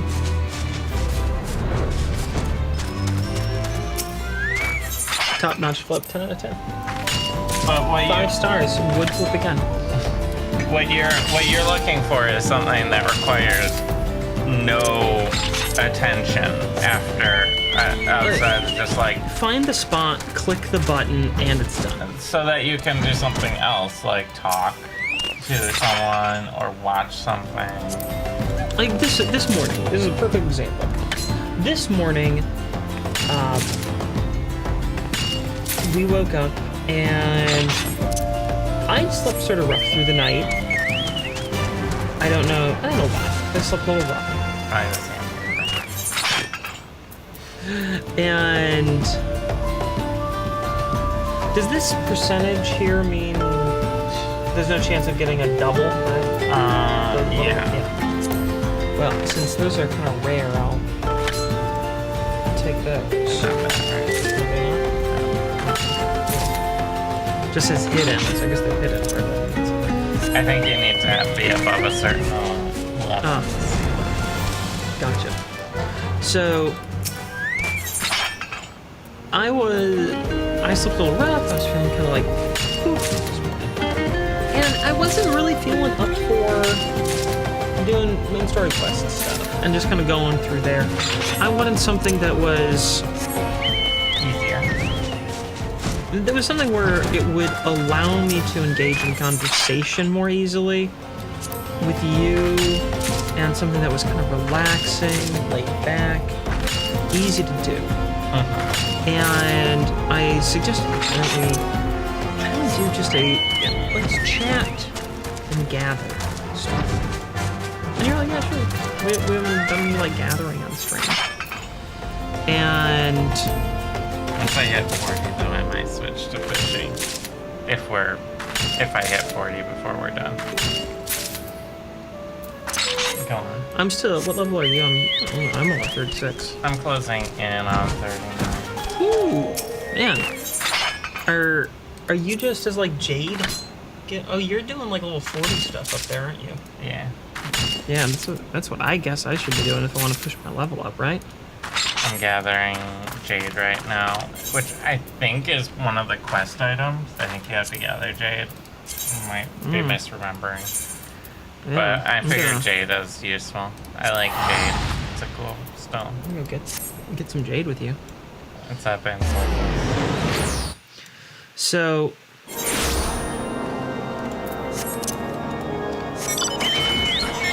doing something that requires me moving around, focusing on stuff. I don't want to do that. I want to be able to just click a button, gather some stuff. You know, that is what I want. Yeah.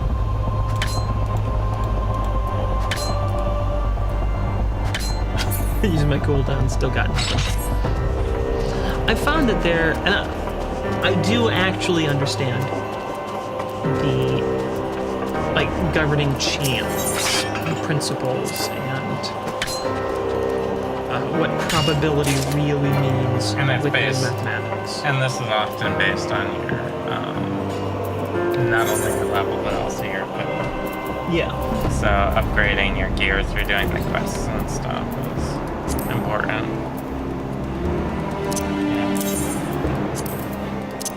And then all these dies, Not gonna use I'm not gonna use them, and I can always just right? pretty much.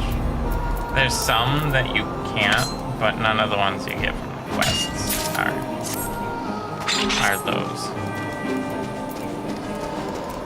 There are some like from the optional item store and stuff, Yeah. but they do not come from the quests.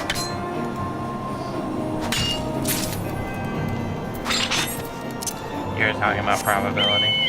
So I understand the probability and what that really means and everything like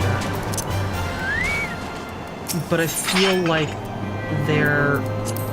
their probabilities are not necessarily truly representative of your actual chances of obtaining something. You know what I mean? I suppose. I always feel like they overestimate, or they over-present the likelihood that you're going to succeed at this. If that makes any sense. That's life. Humans do that, don't we? Yeah. We see something, then we overestimate it. Or underestimate it, where it's like you have a 1% chance of dying. And in our head, that means that like is- it ain't gonna happen. I mean, I have a 99% chance of surviving. It's impossible for me to die doing this. Yeah, humans have. It's like this carnival ride. Oh, it has a 95% chance of survival. Humans have a naturally poor understanding of numbers. And it's like, oh, 1 in 20 are gonna die. And when they're like, wait, what? And you kind of break that down to, so 1 out of 100 people might die, right? On this carnival ride. On this carnival ride. Yeah. And they're like, well, that's not that many. It's not going to happen to me. But it's like, are you the 100? And it's not even like that. It's just like you have a 1 in 100 chance of dying, which is not much at all. So it's like you and your like sibling can get on this ride, and both of you could die. And it is entirely possible that, you know, every single person, if you have 100 people on a ride, you have 100 people in a room, and the chances are that, you know, 99% of the time, if you enter this room, you will survive, and there's a 1% chance that you will die. And you go into the room in batches of 100 people to make the math nice and easy, right? It could be that 1 person out of that 100 dies. It could also be that every single person dies. It's just very unlikely that would happen. Because each of those chances, each of those like is individual. Is an individual chance. Yeah. It is not a weighted probability based on size of population. Yeah, each person going on this ride or going in this room has a 1 in 100 chance. And you might all die. That is possible. It's unlikely, but it's possible. People are really bad at understanding numbers and making educated guesses about population size. And and part of it is how often we frame things as like out of 100% chance. You know, like you're like, well, 100% chance means it happens all the time. So a 99% chance feels like it happens all the time. Yes. But that's a big difference. Especially, yeah. And even my comments about I feel like they're overestimating the probability, they probably aren't. No. It's just that my sample size is that. It is that small. And they're looking at the entire game as a sample size. And across the entire game, they can fairly confidently state that with this and this, our numbers mean that you'll have this much of a chance. Like you have a 52% chance each time you swing to get it. Exactly. Right, so you have slightly above half of the time. Very small amount above the half of the time. You're gonna get it. And sometimes I'll hit every single time. Every single strike will come up as a success. That can happen. Yep. Sometimes. And it has. But I've also been at like 80% and gotten 0, 0, 0, 0. Yeah. Like that also can happen. One of the quickest examples to show probability changes is the game show example.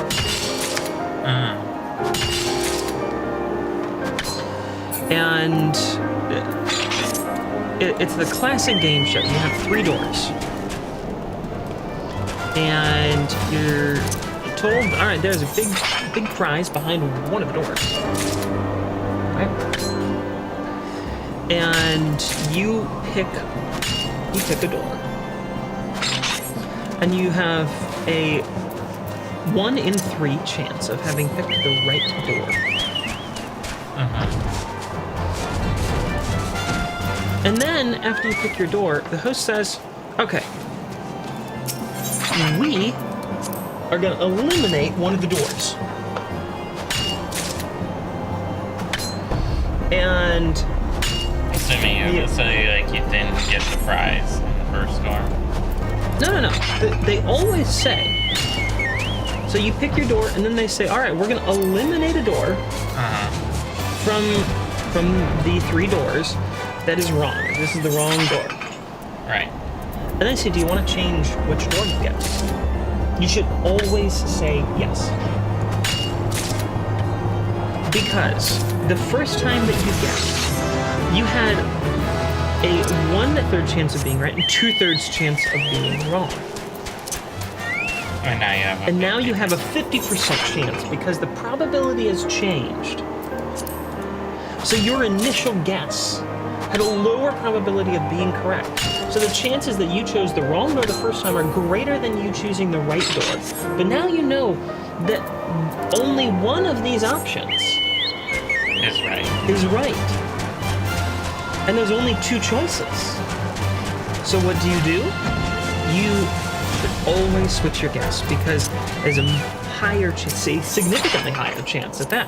Is that of being well, is that necessarily accurate though? Because well, I mean, numbers wise it is, but like effectively what you're saying is like choose a door and then we get rid of one of these 3 doors, so you have a 33.33 repeating chance of being right the first time. Yes. And then they're like, we got rid of the door. And then they're saying, do you want to switch your guess? Now they're saying this is a separate choice now, not completely ignoring the first choice. Because now it's a 1 in 2 chance, a 50% chance of choosing the right door. But it's still related to your first choice. Because you know that the probability you were right on your first guess is only 1 in 3. But by changing your door. But by not changing your door, you're choosing the door that you chose before still out of two options. So isn't choosing to stay with the door also a 50% chance? No, it isn't. Why? Because your initial guess was still lower than that threshold. Your initial guess only had a 1 in 3 chance of being right. And they eliminated one of those doors. Yeah, I get that, but But you probably chose wrong the first time. Probabilistically, you chose wrong the first time. It doesn't mean that you did. It just means in a large sample size, in that scenario, switching your guess will more often benefit you than harm you. And it doesn't mean that it will always be the correct door that you choose. It won't always be that. You still have a chance of choosing the right door the first time. You still could have done that. Right. Because it's all to do with the probability of being right. It doesn't guarantee that you're right. Okay, I see what you're saying. Yeah. So, okay. Because I was looking at it as you basically ignore the first choice altogether because now they're saying, here's 2 doors. You can either choose this one or this one. Yes. Is effectively what the second part is. But because there's this elimination process, that's what messes with it. Yeah, and this is why humans aren't really good from a gut place, like an emotional place at dealing with numbers. Because of the exact feeling that you just described. Yeah. It's like, but no, now each door has a 50% chance of being correct, and it doesn't. Because of the previous choice. Right. The only thing you can say for sure is that the door that was eliminated doesn't have a prize. Exactly. So you always benefit yourself from a probabilistic standpoint by switching your door's choice. That's just how the math works out. But this is the thing. Humans, we're not, from an emotional stance, we're not built to handle that. That's why the lottery exists. Yeah. It is. We're not built to really understand that. Well, And if you set the threshold low enough for entry, so if you make the cost of entry into an incredibly improbable scenario, humans will just go, okay, yeah, sure. I mean, it costs me nothing to do this. like, here's $1. Yeah, that's why most of the tickets for ages and ages were set at like $1 on a lot of publicly run lotteries. So the lotteries that are in part governed by the state and local governments. But on the other hand, there's also a different type of gambling, which, you know, that is effectively, where if you're going, a lot of, like, I think, correct me if I'm wrong, a lot of, like, casino-style gambling, a large portion of the draw for it is that it's, the stakes are there, you know, like, when someone goes and, like, I'm putting on $1,000 on one spot in a roulette wheel, it's sort of, you're, like, getting off on the emotional, like, stakes of it, right?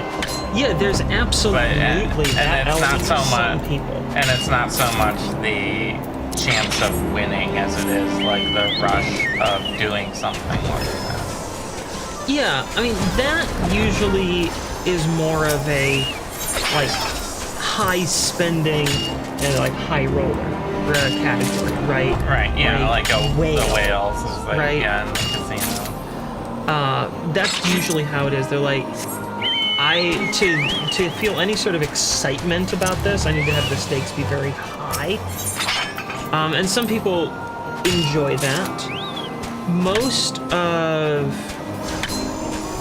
of the casino structure is set up around the idea that they obfuscate the stakes. The odds of the stakes. Right, like it's like, oh, you don't put in money, you put it in the slot machine, you're putting in credits, and now it's like on a card. Yeah. The further they abstract the actual cost, and this is true in microtransactions, that's why microtransactions are they're evil and manipulative. Just point blank. Because I think there's two. So you have this high stakes gambling, which doesn't occur as much, where you're like, I'm just getting this rush from putting a lot of money down on a low stake thing and seeing what happens.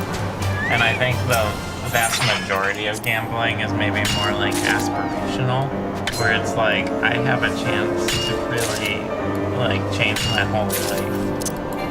I think and there's a low cost this each time.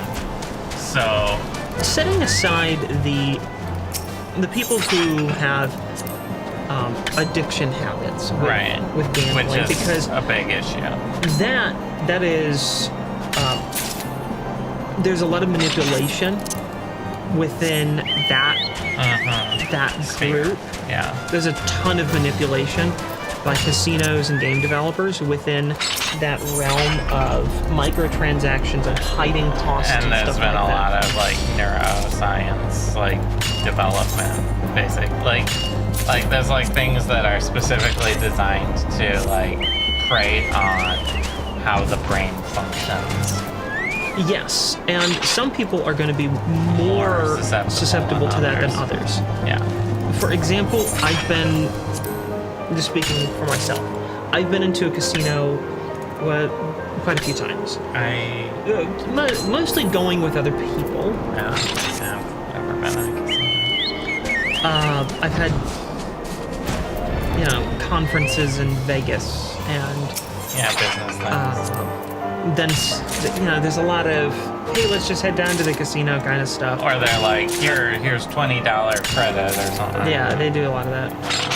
To get you started.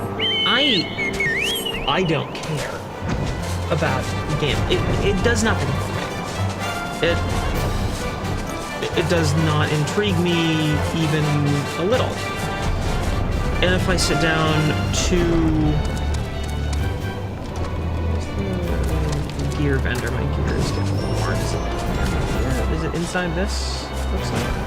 No, that's not what I'm going.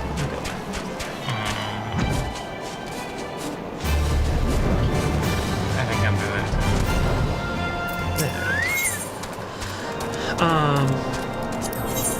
it. It doesn't do anything for me.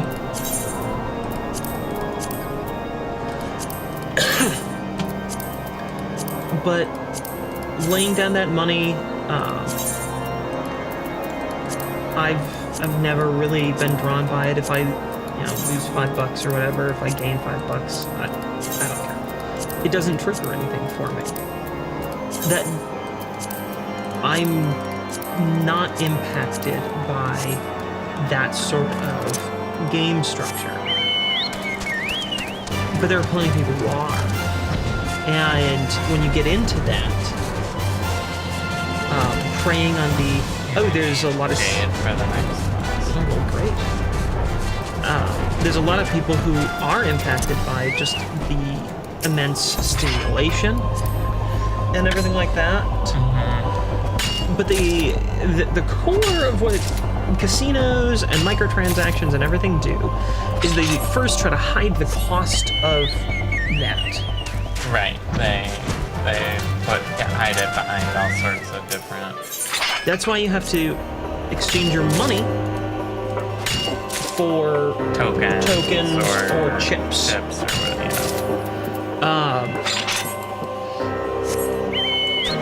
whatever, the chips have a longer story of why you do that, and there are laws that govern that. Right, but especially the cards. But especially the cards that casinos use these days. It's also why credit cards are in many ways very problematic, because it hides the cost of your purchase. Mm-hmm. Instead of handing money, handing them a piece of plastic doesn't feel like there's any real cost to it. Mm-hmm. Because I guarantee you, if you take $1,000 out of the bank and go buy a and go buy something with that stack of money, you will make a very different choice about what you purchase and when and how much you're willing to spend than if you are given a credit card.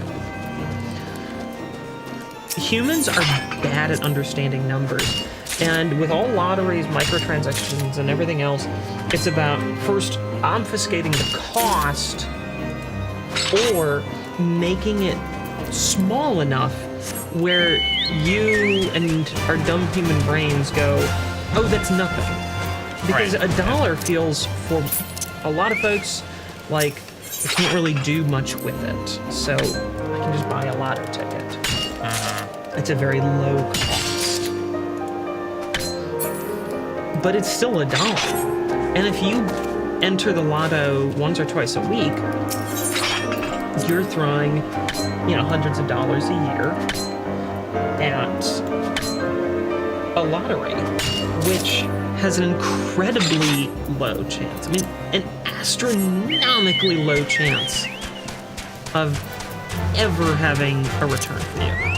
Now, you could argue that there might be a emotional return if you're someone who, like, it's one of those things where it's like, hey, I have budgeted $1 a week or whatever, like, and I understand that reasonably I'm not going to get a return on this, but like doing it gives me sort of an aspirational dream that like I get an emotional or like buying a costume in a video game. And there's nothing wrong with making that informed choice. It's when it's predatory that it becomes highly problematic. Yes. So if you sit down and you go, the thing I actually really like is, buying a Snickers bar. And I like that little feeling of a rush that I get from having a lottery ticket and going, buy You know, I've always What wanted if. to have like a Corvette. I could buy a Corvette. And you're like, I'm willing to give up buying a Snickers bar for that feeling, right? Yeah, that sort of cost comparison is fine to do. It's when it becomes sort of when it preys on and is a sort of compulsion, I suppose. Is that maybe not the right word for it? I think compulsion could describe some of these traits and behaviors. I don't know if from like a treatment standpoint that's the best thing to call them. Yeah. But all of these things, the point is that they're predatory, and they prey on this human inability to truly grasp Numbers. cost and numbers and probability. You were reading a survey. Oh yeah, about the like other day. what people think as the population proportions, basically. And Like how many, like I think one of them was like, how many Americans are like LGBT, right? yes, And it was like the real numbers versus like what people perceive those numbers to be, you know. And I think if you make like all LGBT groups, it makes up something like 2 or 3% of the population statistically from like the census. I think it's a little higher than that. If you lump all LGBT groups together into one, yeah, Yeah, I think it's. probably like 5%. Can't remember the exact numbers, but it's around the 10% and less mark. Yeah, but people were estimating like 30% of the population or more. I remember how much of the population is Native American, Oh yeah, like and the survey responses are like, oh, like 30%, of the population and it's less of than America. 1. Yeah, I think it was the same for like Jewish. Yeah, they It said was like very similar. 27% to 30% range, and it's like 1%. Yeah, It, we're just not good at numbers. we're not good at understanding what percentages and probabilities, what fractions of a whole actually mean. We're So- terrible at it. Like in a so like we're playing a video game and in microtransactions in a video game. If you go, hey, we had a team of artists make this cool looking outfit, and if you want to buy it, it's $3 or $5 or something, right? Yeah. There's nothing wrong with that at all, because it's like, hey, it's just a cool outfit. You could pay $5 for it, and you're like, I really like having this. I'm getting something out of it, and all that, you know. Mm-hmm. The problem comes in when they start to use like predatory tactics, like playing on like FOMO and stuff, where it's like, this outfit's only available for a week or something, right? Yeah. Or when it's like, we're going to let you like get ahead of other players by giving us money, which, I mean, you know, like, but it's especially like the FOMO stuff, I feel like. FOMO is one of the Fear of most missing out. leaned upon. Yes, that's what it means. FOMO is fear of missing out. It's one of the most leaned upon things within, like, all of these predatory behaviors. I feel like it all sort of developed naturally, and then like people saw the sort of natural development and decided, let's formalize it and make it more predatory.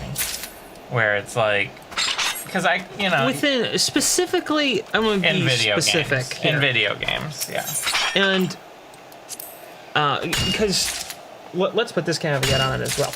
In mobile gaming, it started as predatory and has gotten more predatory. yeah. Well, I think in the video games world, like mobile games came in later and like already saw this model where it's like, because you could, you know, we're playing Final Fantasy. They have an optional store where you can buy cosmetic items. In mobile games, literally hired, like from jump, casino People. developers to help make their games and make them predatory. Well, and that's where like loot boxes and stuff come in, where it's like you're buying something that has a chance of getting the thing you want, not. Which were also developed by casino industry specialists in the video games. It makes so much more sense to me when it's like, here's a 1-to-1 exchange. I give you $5, you give me my cool, like, hooded cloak or something, right? Yes. Whatever it is. Like, that's a 1-to-1 exchange. Yeah, there's probably some problems with how it's presented sometimes. And, you know, you're dealing with credit cards that have that, like, separation. Built-in separation. Already built into it. So, yeah, there's some problems there. But it's like, this is the thing we designed. This is how much it costs. And you could, you know... And that's fairly straightforward. And that's sort of how this works. But then it's like, okay, let's say you have a seasonal thing like this little hat that we just got today for doing the game. You know, like, that's been a thing in MMOs for a long time. Be like, hey, it's our Halloween event, right? It's our seasonal thing. You know, wouldn't you like to come and get some stuff like, you can only get during here's a Santa hat. It's like the not Christmas event, right? You know? Which I've always found it to be sort of silly. Just like, oh, it has everything except the name. Right, yeah. But, you know, it's like, okay, here's a Santa hat. It's only available during the Christmas thing, but it's available every year during that Christmas thing, right? It can be like, so now you have like a little bit of FOMO creep in, but it's very understandable where it comes from because it's reflecting a real world holiday that is set at a specific time of year, you know? Yeah, I think there's within MMOs and other games of this nature, there's been some more perhaps honest, heavy like quotes on that word there. A little more creep of the, oh yeah, we are honestly just, we had this idea of like, why don't we theme an event with a holiday and have some fun with it. Right. And like, hey, maybe you have to, usually in MMOs, it's like, you just have to engage with it. You don't have to pay extra for it, you know? Which is part of, like, why they work really. But honestly, where it really breaks down for me personally is when it's like the loot box, like, you're paying money for a chance to get the thing you want. Yeah. That's where it really becomes especially predatory, for me at least, in terms of how I receive it emotionally. Oh, like, yeah. Loot boxes are among the most predatory behaviors ever displayed within video games. Because I generally don't have a problem with you want this cool outfit, pay this much money. Like, usually, you know, that's sometimes how they're subsidizing the cost of the game in cases. And it's like, if you don't care about it, or you don't want to pay that much for it, then you don't have to. But if it's like, this is a cool outfit, and it has a chance of dropping from this loot box that costs $5, now it's saying, like, you're maybe paying for what you want. You know? Yes. And then on top of that, they'll go like, it's available in this loot box. This cool outfit is available in a loot box for a limited time. So now you have to buy a whole lot of them in short succession in order to get the thing you want. You know? Yeah, and like, oh, well, you can also get it for just playing the game. It's like, realistically, no. Because usually it's like, Very you get low. like enough in-game currency to like get one loot box a month or a year or whatever, you know, however they work the algorithm. It's really, really destructive. And I have... But when it comes to online services like MMOs, yeah, you're designing a game, and I actually like this model, the sort of older MMO model like Final Fantasy. That you bought our game, and it came with all this stuff. It came with all this stuff, and there is a cost to play on our servers. A subscription. And we keep them up, and part of the agreement is that we also continue to deliver content. Like there's a whole new patch coming out for Final Fantasy. A new adventure awaits patch. They're just starting to talk about it.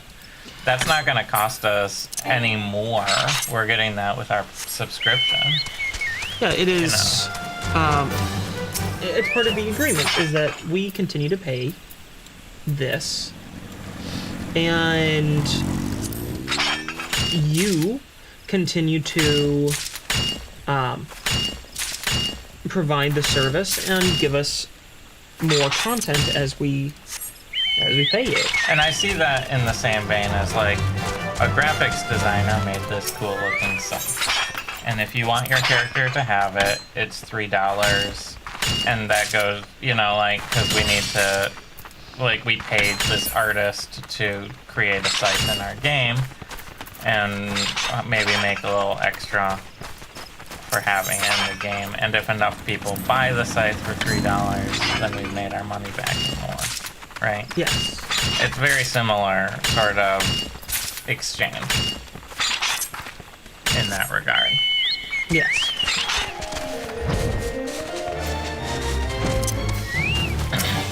Now, and then it's like, okay, if you're paying a subscription, you know, you generally expect less of that microtransaction to be occurring. You expect there to be a lot of cool outfits or whatever tied to it, you know?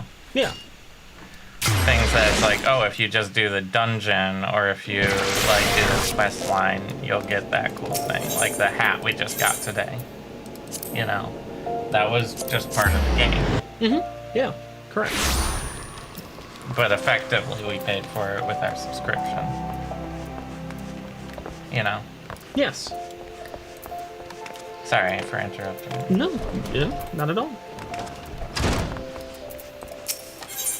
It is almost 2:15 here. Oh, is it? So I was too busy mining electrons, so I got distracted. I am. Let's see, 10.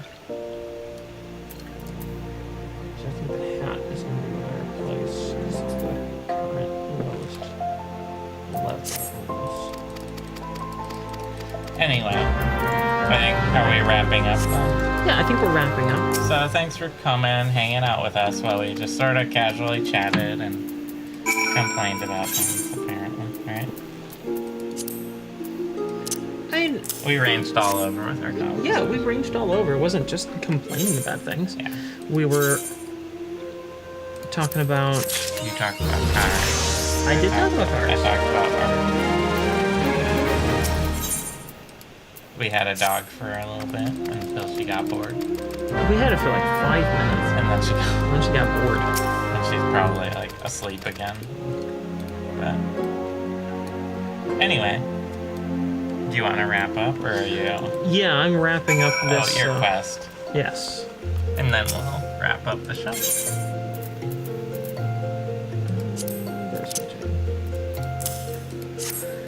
I got back up to 10 times more than you wanted. Look good. Yeah, I felt I was slacking off there for a minute. Yeah, that was pretty Okay, disappointing. I think my...